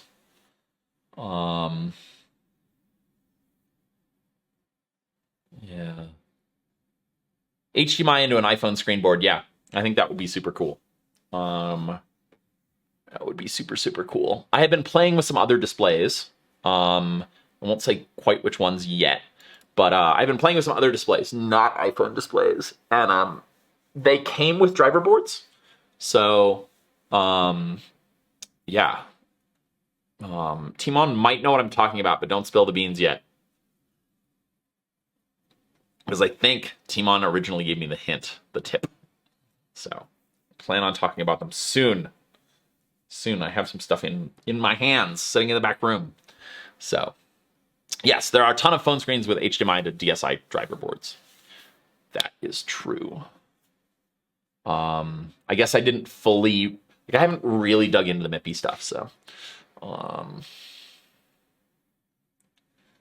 yeah. But whenever I see someone use an LCD in their project, it's always like, you have to buy exactly this LCD and you can't use anything else. So, oh yeah, Gaffo, phone screen. Yep.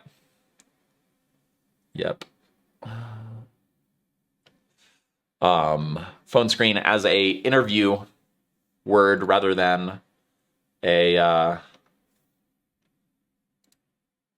interview word, or an interview process rather than a piece of hardware. What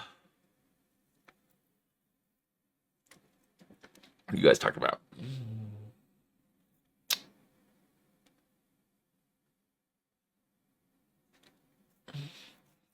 Mango Tech, you said you saw someone do this on an iPhone 4 screen before. Was it Mike from Mike's Electric? Because he's done... What did he do?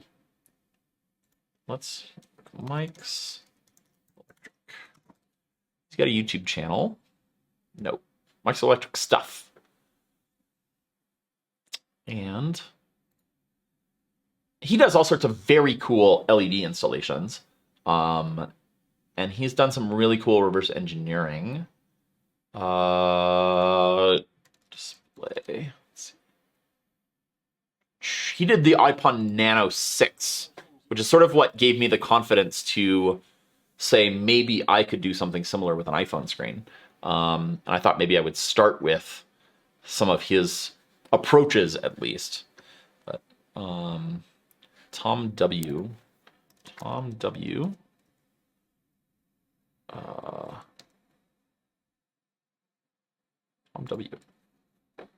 Oh, that's not it.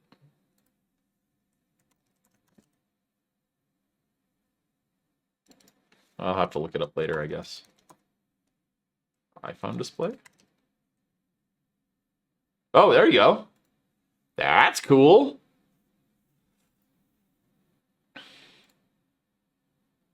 That's very cool. Oh, maybe I've seen this. I might have seen this. Yes, I have looked at this. This is very interesting. He's using an FPGA. And I guess he's built his own DSi controller on the FPGA. I think that's true. I looked at this a while ago. Oh, here we go. Here's a block diagram. What's this ADV 7611? Whoa. I always hit the Windows key instead of which is my Mac key instead of Control on the Windows machine. ADV. Okay, what's this? HDMI input. Okay, so they've got both. They've got they've got an FPGA implementation and using analog devices encoder. So that's kind of interesting.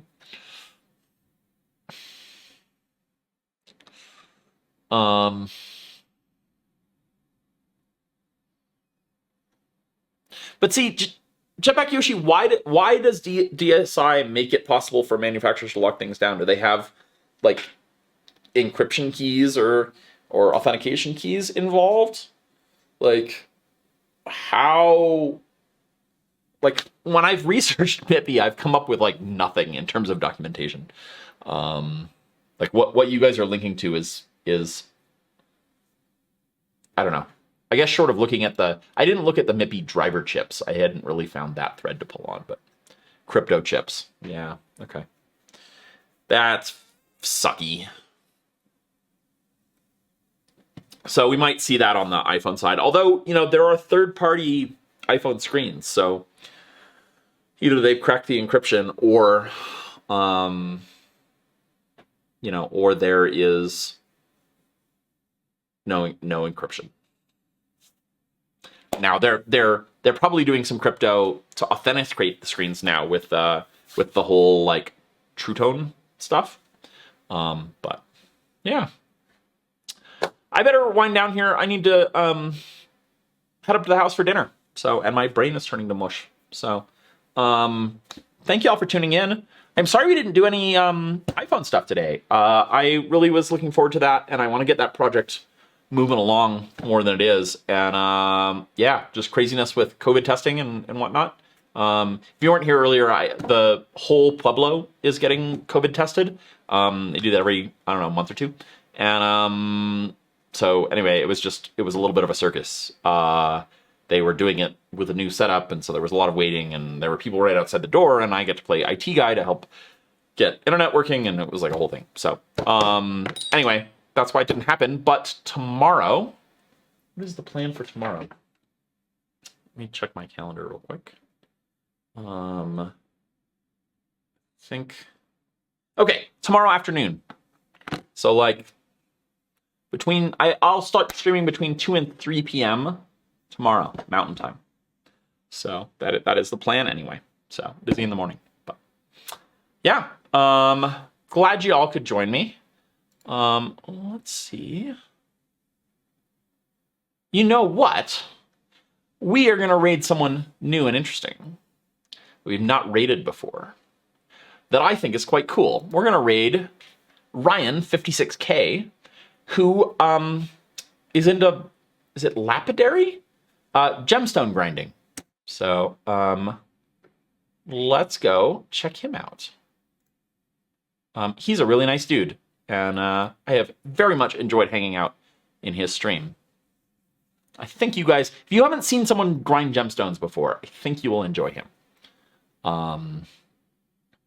Away we go.